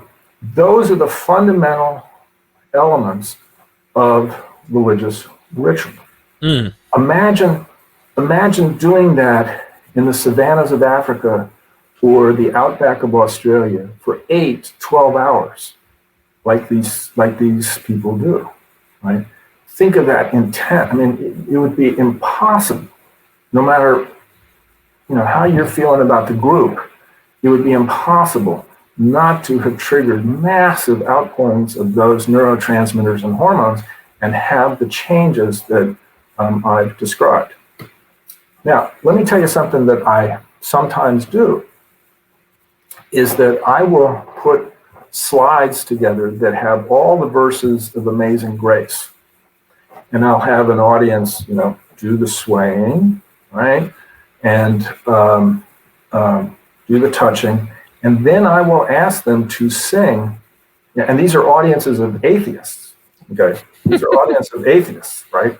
And I will ask them to sing something, Amazing Grace, the content of which goes against their beliefs, right? Absolutely goes against their beliefs, right? And I'll have them sing 4 verses of Amazing Grace.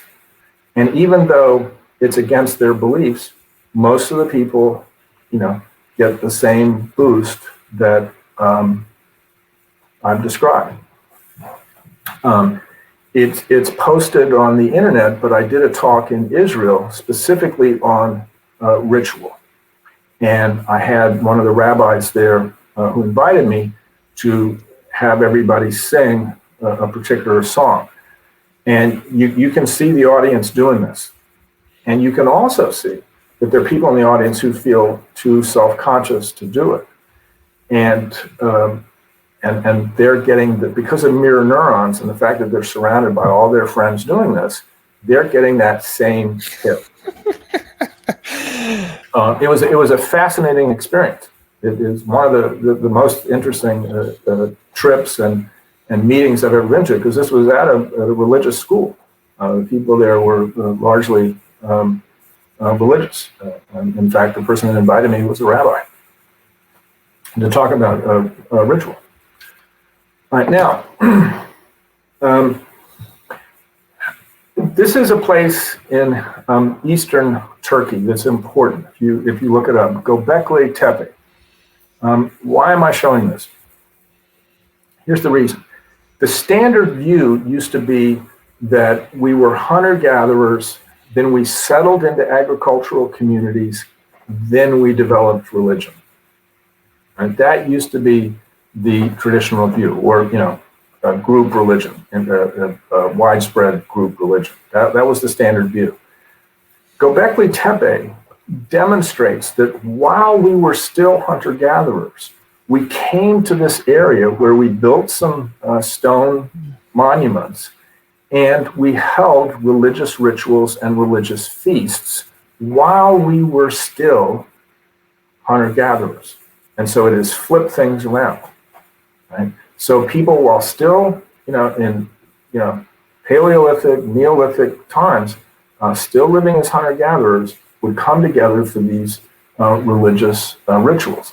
What's interesting is that they also took wild barley and brewed beer. Right? And this is some of the evidence of it, that they took wild barley and brewed beer. Now, why? Okay, because one of the reasons that we drink alcohol is that when we drink alcohol, the neurotransmitter that gets triggered, endorphins, bonding. Alcohol hits these mu opioid receptors in our brain that are involved with endorphins that create bonding. So it reduces suspicion, reduces anxiety. Think about when you drink. You feel closer to other people. You open up. There's greater bonding. So when we moved from hunter-gatherers to more settled communities, we used religion to bring groups together, to bond them. And it was probably song, dance, touch, rhythmic movement, and alcohol. And they think one of the reasons we may have settled down into agricultural communities is to brew better beer. The original bread was not for eating, it was to hold the barley used for beer. So, your Southern Baptist friends who won't dance and won't drink, you can tell them they're being anti-religious. Right? They're going against the grain. And this is one of the stones from Gobekli Tepe, and you can see the figures touching and dancing. Next time you see this, I want you to see it differently. These are obviously Islamic men gathering for prayer. Right? And I want you to see this a little bit differently, because I hope, if I've done my work well this morning, you can see that this has all the elements of ancient religion, of our original religion. These men are moving symmetrically. This is a dance, right? They're moving physical activity. They're moving symmetrically, right? Okay, they're huddled together. There's touch. And I don't know if you've ever heard the Muslim chants. They're actually quite beautiful, regardless of what you think of Islam. They're beautiful, right? It's a closed space. This is a dance. It's a dance with all the elements, all the echoes of the original religion. Song, dance, trance, all there, right? We think of Buddhists as, in red monks, in red garb, sitting. This is a Buddhist ceremony. And again, it is making music, it's a song, it is dance, it's symmetrical movement, and just watching it, you'll feel it. Think of the Wailing Wall in Jerusalem.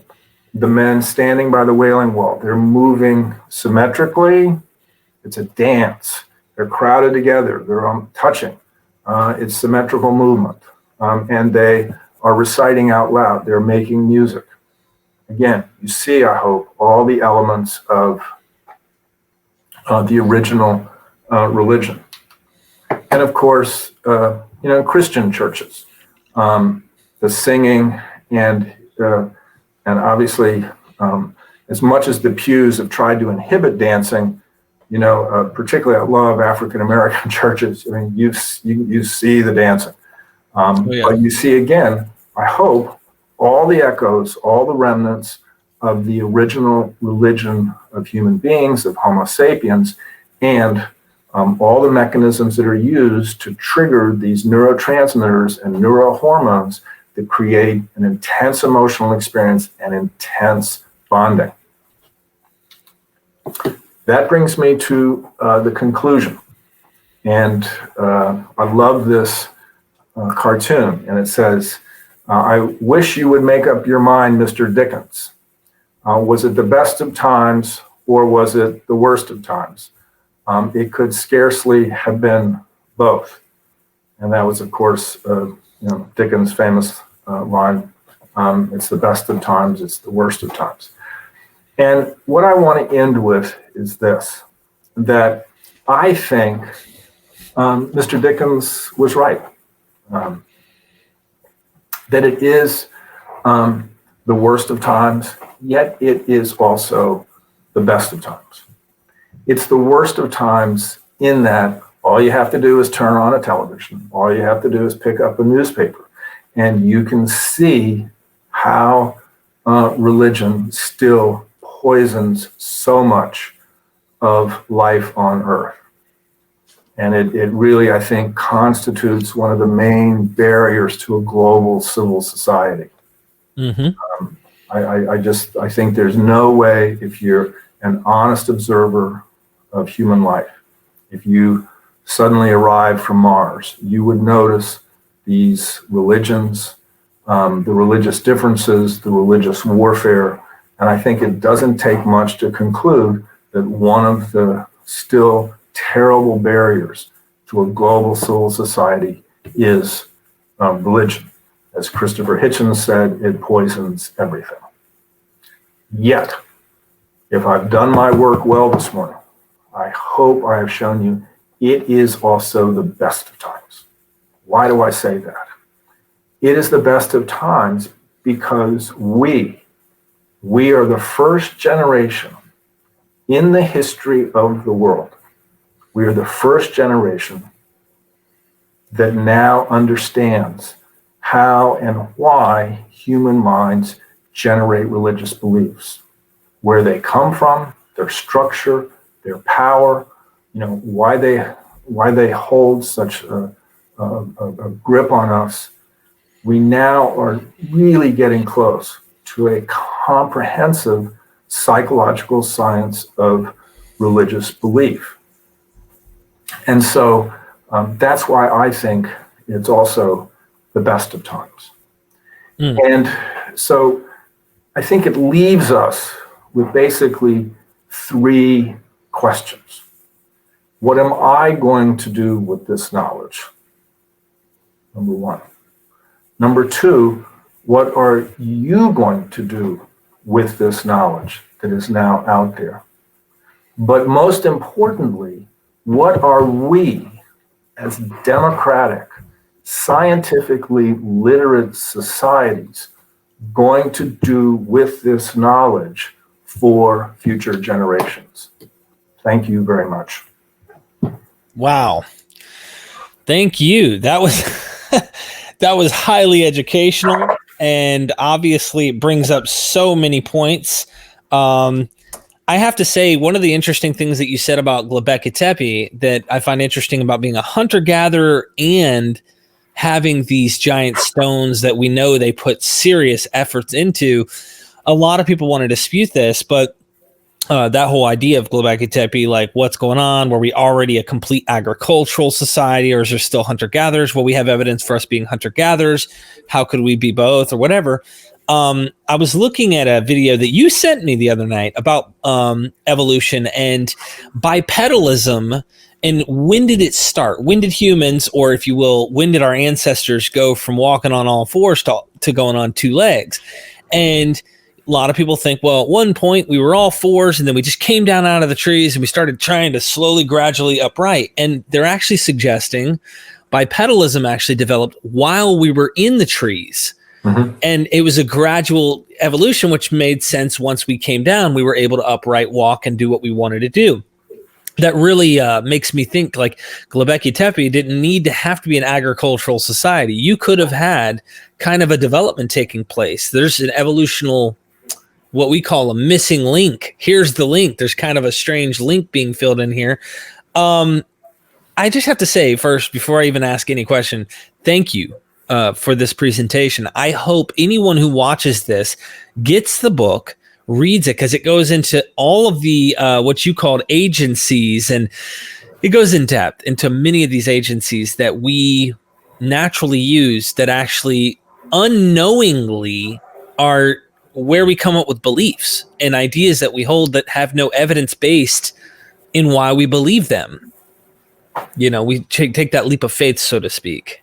Well, if I may, that's another piece of our evolutionary legacy and our cognitive mechanisms, is that it actually would be advantageous for me to believe you and not question you, right?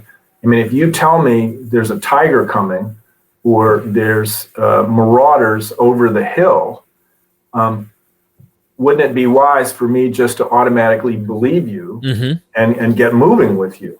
It would not be useful if I said, well, just a second, Derek, I need to have empirical evidence of the approach of marauders, or I need empirical evidence. And so one of the things that, you know, again, one of the legacies of our evolution and one of the legacies of our group cohesiveness is the readiness to believe, particularly authorities. I mean, we're far more deferential to authority than any of us would care to believe, and it seems kind of nuts on the surface, but if you, again, go back to the environment that we evolved in, I'm more likely to survive if you tell me marauders are coming and I say thanks and I get the hell out of here with you just as fast. Yeah. And so the doubt muscle, the skeptical muscle in our brain is something that we all have to work on. I mean, it really takes effort to stop and say, show me the evidence. That is a great point. Oh, right. I apologize. No. It takes a lot of cognitive effort for me to say, wait a second, Derek, show me the evidence. Okay? Because we're much more trusting, because it has a survival advantage. And we're particularly trusting of authorities.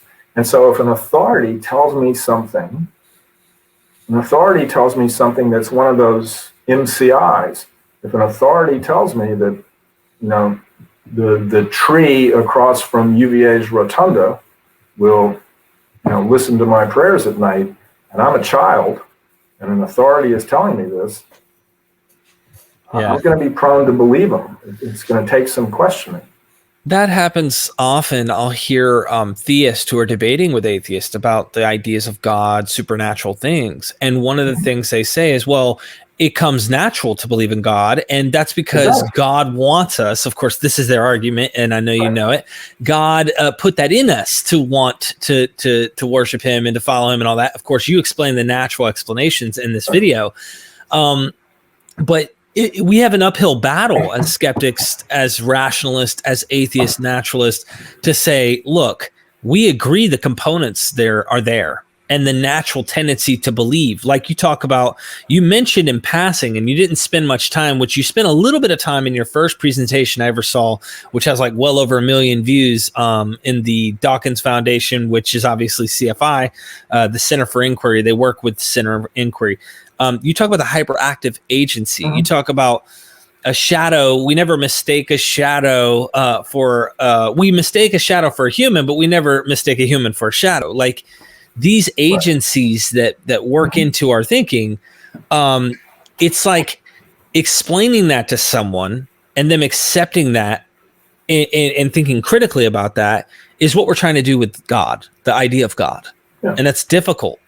It's right. And that's why it's very hard to, and I think it's unwise probably to try to argue somebody out of their beliefs, because it just triggers defense mechanisms, because you're attacking their identity, their group identity, their family, you're attacking all of these things. And and so my tactic has changed to, look, just go look at the evidence. Try to just go read and just look at the evidence. Use your own critical analytic skills that you'd use if you were trying to figure out how to fix something in your house, and then just go and read the evidence and see what you think. Wow. And because it's very hard, I think it's very hard to argue somebody out of religious belief. And your illustration was good, that the theists will say that it comes naturally to us because, God put it in, made us so that we would easily believe. And whereas what's, going on is that religious belief comes naturally to us because it just utilizes all the everyday mechanisms that make us human. And we're particularly vulnerable to the idea of God putting it in us because it's an authority figure, just like, my mother taught me my table manners. An authority figure, God is going to, put something into us. I think that makes so much sense because when you go down the theist route, you have to ask, well, why do they believe in hundreds of gods? Or why are they ancestry worshipers? Or why do they do this? Or why is their God like that? If God inherently put this in us to worship him or it or whatever, which one is it? And how do we know? And, so the problem is on their fault. They start with, well, why do we all kind of want to believe in things? The natural explanation makes far better sense of why than concocting your God is the reason and your God, the creator of all, is the reason why. And then there's a lot of people who want to, that kind of like are more liberal in their thinking. They go, well, God is, they just go by different names and this and this and that, but still the overarching creator, if they will, is what's doing this. And I think what you've done is really excellently showed it's one step further in our already natural abilities to come up with these ideas. Right. And can you give us another example of hyperactive agency other than the shadow thing? Something interesting? Certainly. Let me respond to your first good point. Please. You brought up the thing of hundreds of God or one God. There's an excellent essay by the neuroscientist Robert Sapolsky who shows that your religious beliefs are very much affected by your environment. And monotheistic religions arise from deserts and desert cultures. Polytheistic religions, multiple gods, tend to come from rainforest areas, rainforest religions. It's just a fabulous essay. And he maps out the hows and whys that the environments influence your religious belief, whether you're polytheistic or monotheistic, has to do with its origins in desert environments and desert cultures versus what he calls rainforest religions. Just wonderful. Example, hyperactive agency detection, right? So we're sitting here right now, and we hear a door slam. All of us are gonna flinch. Our bodies are gonna start to go into fight-flight mechanism. Blood is going to get shunted away from my gut into my muscles. Stress hormones are starting to be released. I'm turning on fight flight. Boom, just at the door slamming. And this is a hyperactive agency detector. And I'm going to assume, until proven otherwise, that door was slammed by another human being. Okay, and until proven otherwise. And why do I have to do that? The reason is just like the smoke detector in your house, right? The smoke detector in your house is going to go off with boiling water, and it's going to make noises, and it's going to mobilize with boiling water. That's an annoyance. If it does not go off when there's a fire, you're potentially going to get killed, right? So a false positive, boiling water, it's a false positive. It's not a fire. It seems like a fire, but it's not. So it's a false positive. A false positive is an inconvenience, right? A false negative, meaning, it's not the absence of a fire. There's a real fire there, and it's not going off, and it's reading it as if there's no fire. That's a false negative. Right? False negative is deadly. So I've got inconvenience, dead. So there's what's called an asymmetry of risk. Inconvenience and death are not equal. By a long shot, right? And so there's a huge asymmetry of risk. I really want to avoid death at all costs.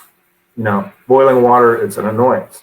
Huge asymmetry of risk. So because our brains are not designed to make us happy, they're designed to keep us alive and to reproduce. So there's an asymmetry of risk. So we have these hyperactive agency detectors, so that I'm going to assume that door was a human being until things quiet down and I realize, no, it's the wind, right? So think of our ancestors, right? Our ancestors are on the savannas of Africa, and there's lightning. Lightning strikes the earth and turns a tree on fire. Well, who the hell did that? Okay. There must be somebody up there that is annoyed with me. Right. How can you explain, right? And we overread intention. If you have children, if you ask them, what a rock is for, they're going to say the rock is there so that squirrels can scratch themselves. Or what's the lake there for? Well, the lake is there for fish to swim in, or ducks to swim on top of. We overread intention. And so we overread intention, we overread agency. So, it's very easy for our ancestors to explain terrifying phenomena in the natural world as agency and intentional. This is gold. There's got to be an agent shooting down that lightning, and that agent has to have some intention. What's the intention there? Well, the intention, is it to scare us? Is it to punish us? But we're gonna interpret it as having to do with us, agency and intention, and we override those. We overreact because it was crucial to our survival. We not only overreact, we automatically assume agency, like you say, and that's what's interesting is the bush, it moved. Right. We automatically assume it moved because of something, and it was moving because either wind or an animal, most likely it's a threat. An animal. It moved because it's a predator until proven otherwise. Right. An animal or human predator. And that's natural, and it comes natural, and the same goes for lightning, earthquake, thunder. It doesn't matter what it is. Right, and it's natural selection. The person that didn't think the moving bush was a predator or a human predator, they didn't live long enough to have children. The ones that, so these are mechanisms that augmented our survival and had us survive long enough to leave, children. All of us are the descendants of people who grew up on the savannas, who were, who moved quickly if there was a moving bush or, a loud noise. I got two more questions, and I didn't have. Look, I got all day. You got as many questions as you want. Well, I just have one about consciousness first off, and this is interesting. When you were talking about mind and body, and I know that when we get into, we could lose track and get deep into a physiological discussion, and if I had a lobotomy done to me, different things that we can get into, but it wasn't long ago, Dr. Thompson, where I believed that there's like a separate entity to me. I had a soul or a spirit, and my body was separate. And then when I died, I was going to hover over my body, like many near-death experience people claim that they're hovering over their body and they're watching their body and all these things. They're separate spirit or soul from the body. Some argue that soul is the body. Some want to play games with the term, whatever. But I now think, and I'm thinking naturally, this doesn't mean I have all the answers of everything. I'm looking for an answer that since we can answer all of these previous things we once had a superstitious claim to naturally, I suspect there's a natural explanation for consciousness, and it's the brain. To me, the brain is what produces this consciousness. They say, can you hear a tree fall in the forest if you're not there? Or does a tree make noise when it falls in the forest and you're not there? I suspect it does, but I'm not there, so I can't, tell you that when the tree fell, it made noise because I don't know. But the idea of consciousness and the brain, is there consciousness separate from the brain? Well, you have it, you're conscious, but the idea gets into a superstitious realm. Is there consciousness beyond the mind, beyond humans, that is out there, in which we now have consciousness because there was a primitive or prior or a presuppositional consciousness out there at some point? And that gets into philosophy, which I'm not trying to lose track into, but what are your thoughts on this whole thing of consciousness and mind and body? Well, I think there are a couple of questions there. Okay, where's consciousness come from? And you answered it. Consciousness is one thing that the brain does, right? And there are people who study that, and I can look it up before we go. There's a very good neurologist who was at Iowa, who's now at USC, and he's got a great TED Talk on it. He's got a number of books on it. And people are mapping out the part of our brain that generates consciousness. It's thought of as one of the last great frontiers in neuroscience. But again, the explanation is going to be a natural biologic explanation. Consciousness is one thing that the brain does. Now, the second part of your observation and question, again, if I've done my work well, we can understand our vulnerability to believe that there is a consciousness or another mind or minds out there, because that's how we operate every day. I know there are people over at Student Health who are working there, and I know they've got minds, and I know or can make guesses as to what some of them are thinking right now. It's a snow day here. The people who are having to work at the pharmacy, who I know, there are real problems getting prescriptions to people today.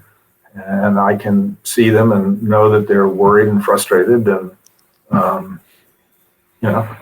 that's the same thing. I'm aware of complicated consciousness out there in other people.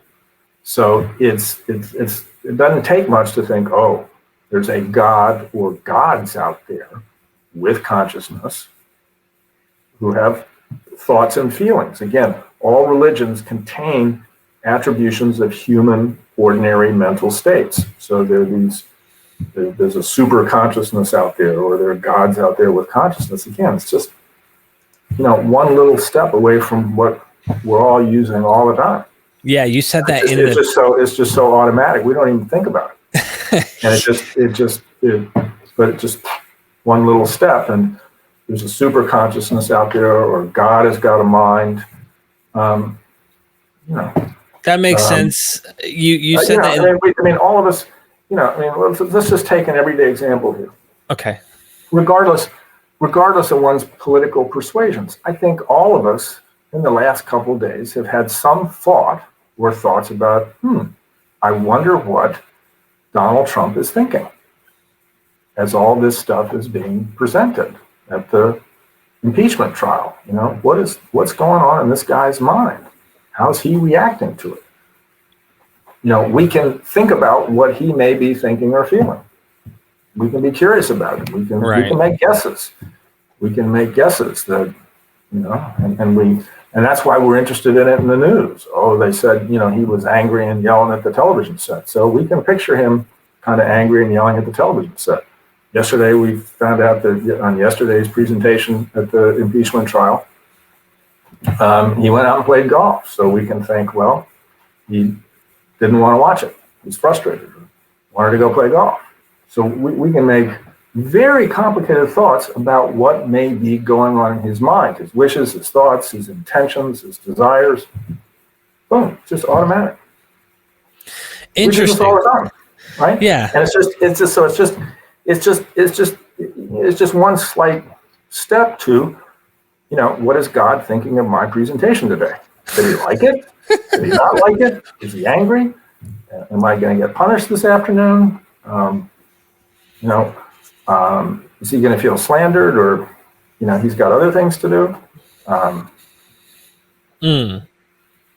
Doesn't take much.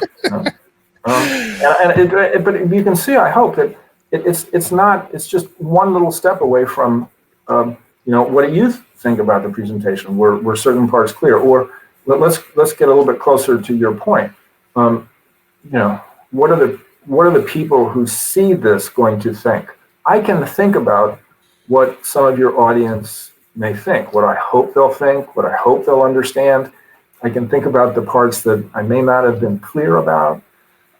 That's very complicated cognition. I'm thinking about what's going on in other people's minds who I don't know, who I haven't met, in the future.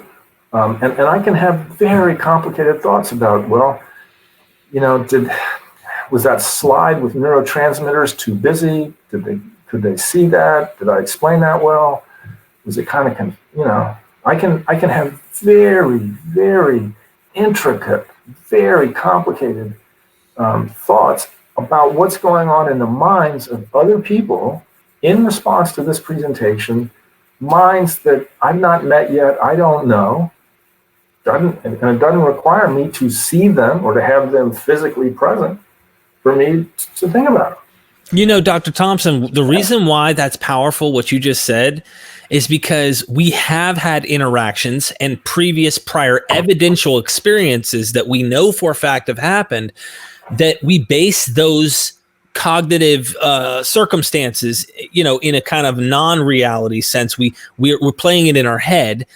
Because we've actually experienced these things. And so this is natural, and we project the natural into a realm that is beyond that. The problem when we constantly, as atheists, will try to tell a theist, look, I can touch my sister, my wife, my brother, my kids. I can show you these things, these interactions, these feelings, all these things naturally.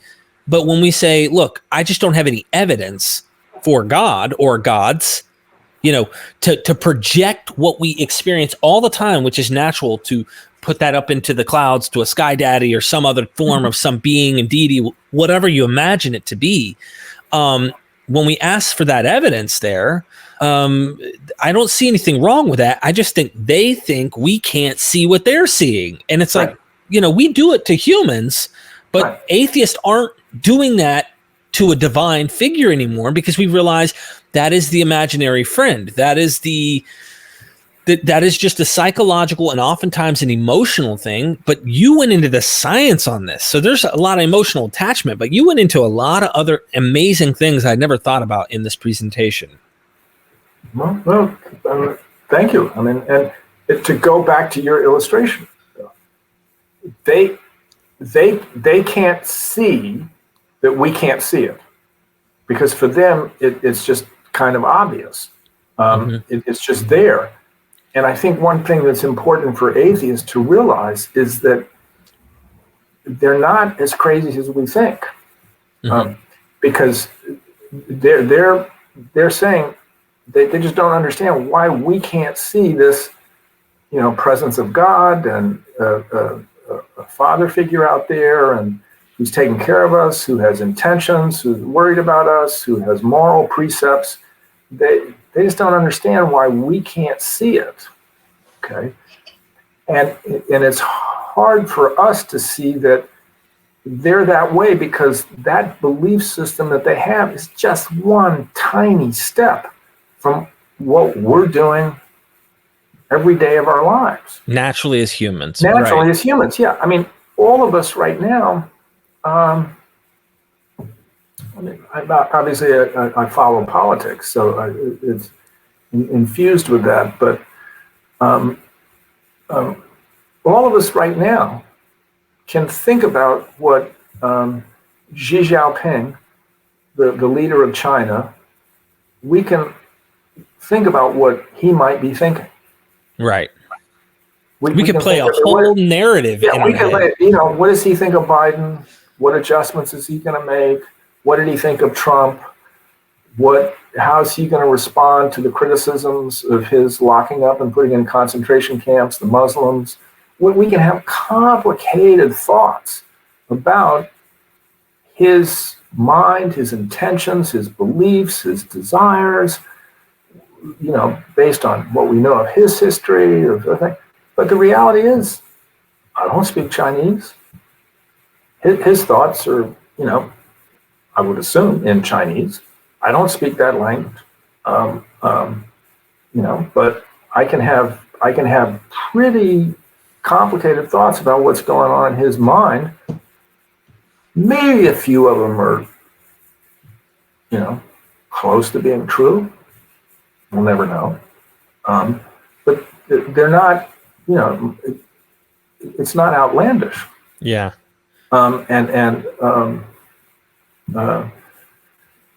It's just, and so I think atheists have to keep in mind that as because we see and are frustrated by just how, nutty some of these beliefs seem to be, and how much they influence our lives and our culture and our daily, just our daily lives. And so we get frustrated. But those beliefs, as crazy as we think they are just everyday cognitions with just a few little twists, and they become very powerful. Interesting. And we need to keep that in mind. And it's very hard to show them, because they're basing their beliefs on everyday, ordinary, natural. The fundamental structure is almost the same. It's almost the same. I was trying to think of an analogy. It would be like, it would be like, there's a neighbor down the street who's got a house that you think, and I think, most of us think, is just the ugliest thing we've ever seen. I mean, who the hell was the architect? That is the ugliest house I have ever seen. I mean, the paint job is terrible. The architecture is ugly. It's like, where in the hell did that come from? Oh my God, and should we get together as a neighborhood and go down to city council and try to stop them from finishing the house? Or, okay, but that house has got, we don't stop it, has a foundation, it has walls, it has, 2x4s and joints, it's got brick, it's got mortar, it's got plumbing, it's got, it's just filled, completely filled with the same thing that's in my house. It's fundamentally got the same everyday things that are in my house. And that's what we've got to keep in mind. And so just the and let's get out of religion for a minute. I mean, okay. People don't realize how, I think, very easy it is to believe that another group stole something. I mean, life was, for most of our evolutionary history, life was harsh, difficult, deadly. Resources were scarce. Intergroup violence was common, and stealing resources, and we had to be constantly on guard against other groups, and from stealing stuff. Life was not easy. And part of what may have spurred actual human migration is that if you and I are in one group and we've been attacked and our group has been decimated, we probably better move. We ought to head out. We ought to, if we're going to survive, we got to move. And that may have spurred a lot of human migration, is to get away from other groups that have injured or almost wiped us out. So it's very easy to be on guard against people attacking us and people stealing stuff from us, right? So I get frustrated politically again. I get frustrated with Trump's big lie that the election was stolen from him, and all these Trump people that, really believe in their heart of hearts that the election was stolen from them. But step back. We're very vulnerable to those kind of beliefs. Right. That makes a right? lot of sense. That another group would steal stuff from us and injure us. And if you tell me, let's extend the analogy. If you tell me, Andy, there's this group that's coming after us, they remember an attack from 10 years ago that you and I may have forgotten, and they finally got enough people that they're going to seek revenge, and they're coming after us. It would be wise for me to believe you. It would not be smart of me to say, Eric, I need to have the evidence. Let's walk down to the other group and ask them if they really are indeed intending to kill us and enacting revenge from 10 years ago. That would not be a good idea. If you told me that, probably the best idea would be, okay, let's get the hell out of here. Right. Because I'm dependent on you for my life. You're dependent on me. We got to get our group together and, get the hell out. And so, you may have been lying to me, but it'd be better for me survival-wise to trust you. So I'm not going to question, and I'm not going to question a big lie from the authority figure. The authority figure tells me, the steal is on. You got to stop the steal. I'm going to be vulnerable to believe it. Wow, really powerful stuff there. Yeah, and so I think, obviously I love this stuff. I think it's crucial. I want it out there. I think one of the problems that we have is that obviously it's and on the one hand it's simple, but on the other hand it's complicated. There are a lot of different mechanisms that go into religious belief. I just would like it in the psychology textbooks. I would like the, ABC Sunday morning television show to interview people like Pascal Boyer or some of the people who've done some of the important research that has delineated this. I think, unfortunately, it's not out there. And I very much appreciate your praise of my previous presentations, your praise of my book. It means a lot to me. Your book is awesome. But here's where I'm going with it, though. My book is just sort of summarizing. I didn't do any of this research. What I did was summarize other people's work. Okay? Right. And there are all these people out there that I think need to be recognized. I mean, CBS Sunday Morning ought to be interviewing these people. There's a group at University of British Columbia that has done just tremendous research on the psychology of religion. I happen to like Pascal Boyer's book, Religion Explained, but there are just all sorts of books out there. And which, I'm old, and when I was in college or medical school, this knowledge was not there. These books were not there.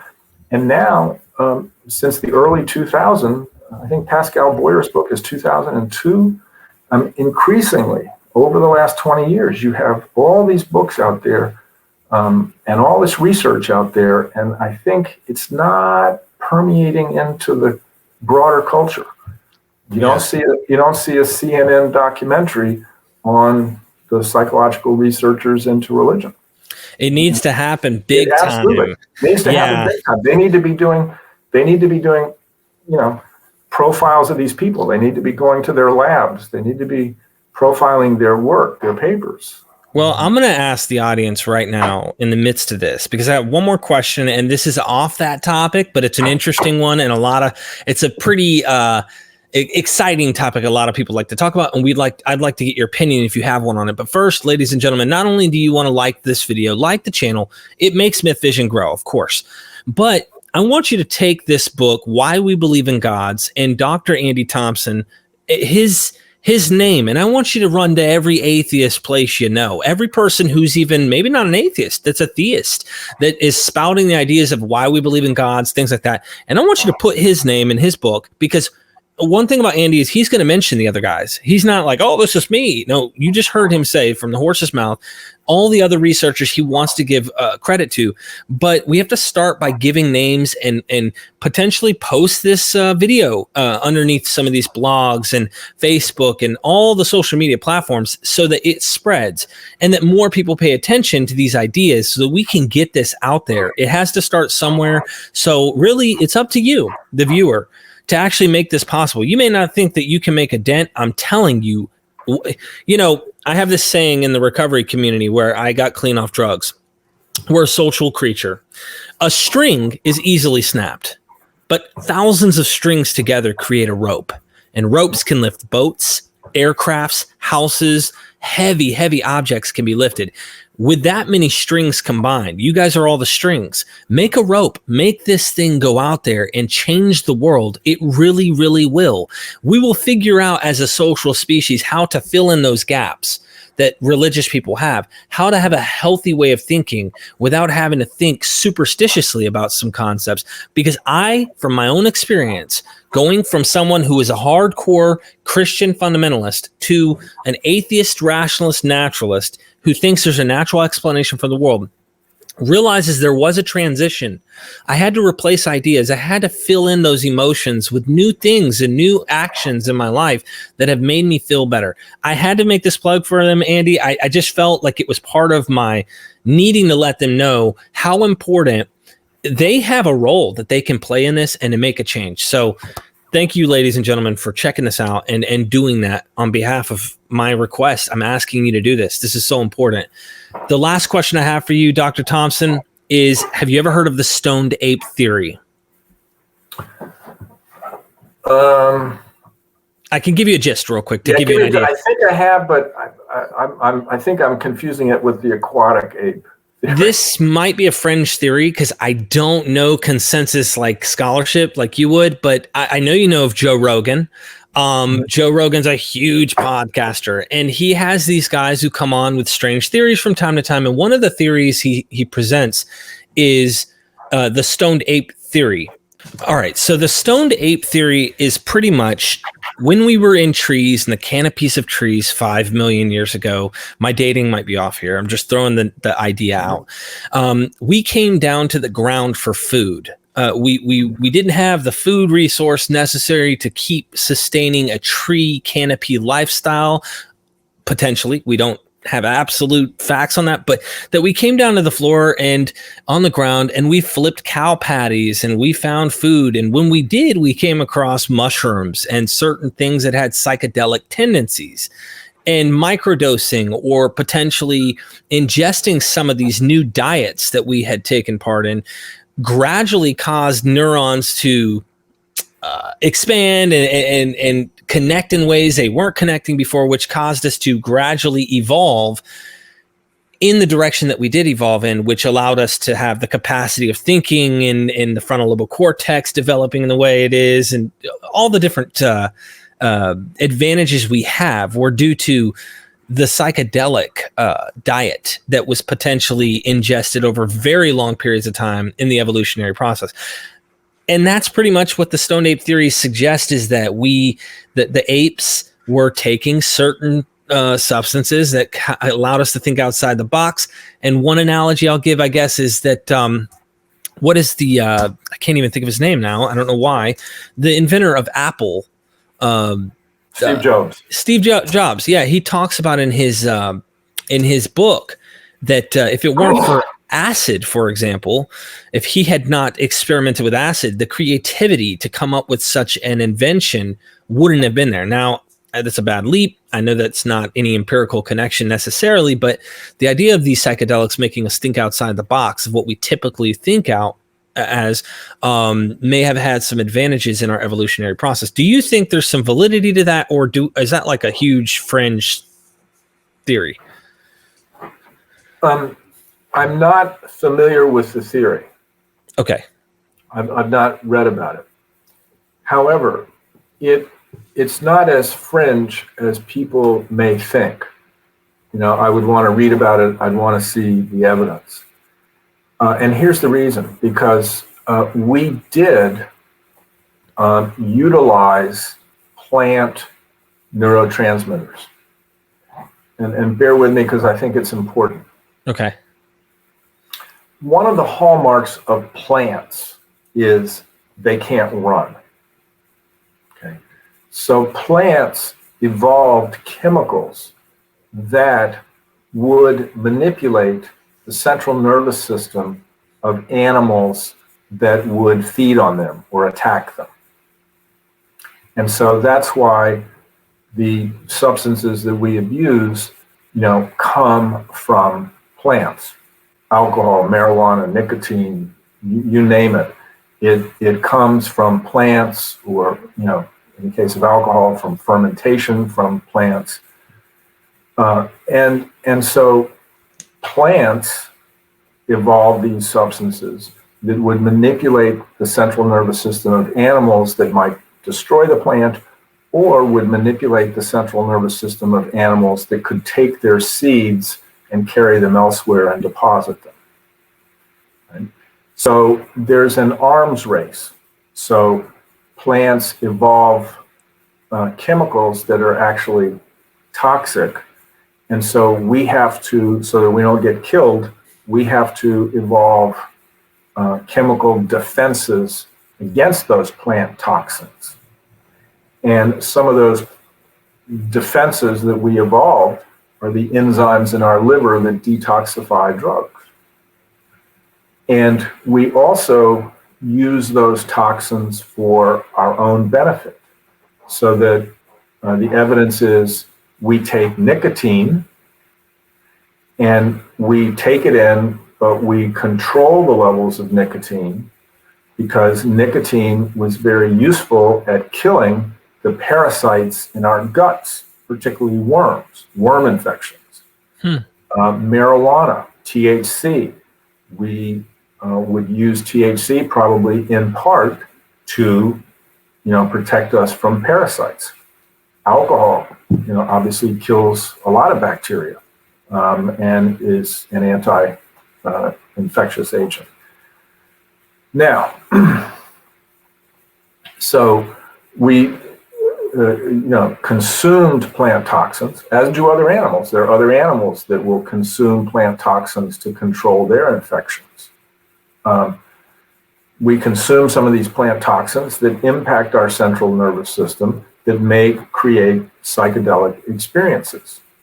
And those psychedelic experiences then become part of our culture. Now, the question you raise is, did those psychedelic experiences, were they often enough or frequent enough that they impacted brain growth? Here's where it gets complicated.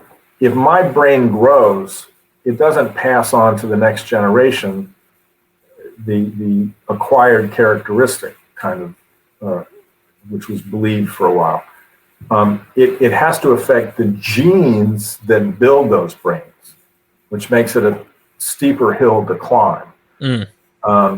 But did we, in our hunter-gatherer past, consume plants that gave psychedelic experiences? Absolutely. One of the most famous anthropologists is a man named Napoleon Chagnon, and he studied the Yanomamo in South America, and they're thought to be a window into deep history. There are now very few uncontacted, I think there are probably no uncontacted Yanomamo tribes, but he lived among them in the 1960s, and they used psychedelic. I don't remember exactly what the plant, where it came from, but they would use those plants to create psychedelic experiences. So it's probably been part of our ancestral past for a long time. Did it impact, brain growth and our development as human beings? I think to go that far, I think you'd want to be very skeptical. Yeah. I think what drove our big brain growth was getting the hardware and the software to have the complicated social interpersonal experiences that we do. to be able to negotiate the interpersonal environment. We conquered the physical environment, but the most complicated, difficult part of our environment, even to this day, is each other. Mm-hmm. Wow. That is very well said, and I ask everyone to obviously get the book, and let me know what you think in the description of this. This was a great presentation, Dr. Thompson. Well, yeah. Could I plug a couple other books? Absolutely. Because I want people to understand that this stuff is out there. I'm obviously a fan of Richard Dawkins' book, The God Delusion. Sam Harris's book, The End of Faith, anything that Sam Harris writes or his debates. A book that I think is very good if people are interested in the basic evolution of human beings and of human psychology, is written by a guy named Stephen Stewart Williams. It's a hyphenated last name. And his book is called The Ape That Understood the Universe. I highly recommend that book. And that's more just the evolution of our psychology and our culture. One of the still, I think, best books on religion is Religion Explained by Pascal Boyer. But again, if you research it, there's just a host of books out there that I think, and YouTube talks, and there's a new book by a guy named Watley, and I think he's also has a presentation at UCLA, and it's Watley. I'm afraid I can't remember the title of his book. If you go to the publications, if you want to really dig deep, the group at University of British Columbia in their psychology department that studies religions, they've got great stuff. There's just wonderful work out there. And I encourage people, I appreciate Mr. Lambert's praise of my book. If you read it, you'll see that it's just a compilation of other people's stuff. And I try to list in the bibliography, the places to go read. That's why I think it's an exciting time. And I think Mr. Lambert mentioned it, we've got to get this stuff out there. We've got to find ways to get it into newspapers. We've got to get it into television interviews. We've got to get it into television shows. We've got to have it permeate the broader culture. Yeah. That, and obviously I hope that you're not going to be able to write a psychology textbook for introductory psychology in a high school or introductory psychology in a college that doesn't contain this work.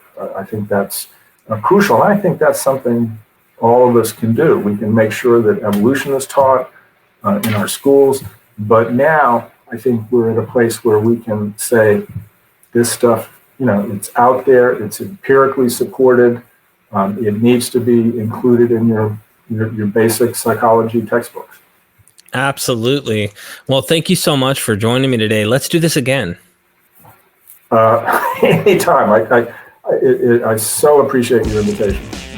So, ladies and gentlemen, do not ever forget, we are Myth Vision.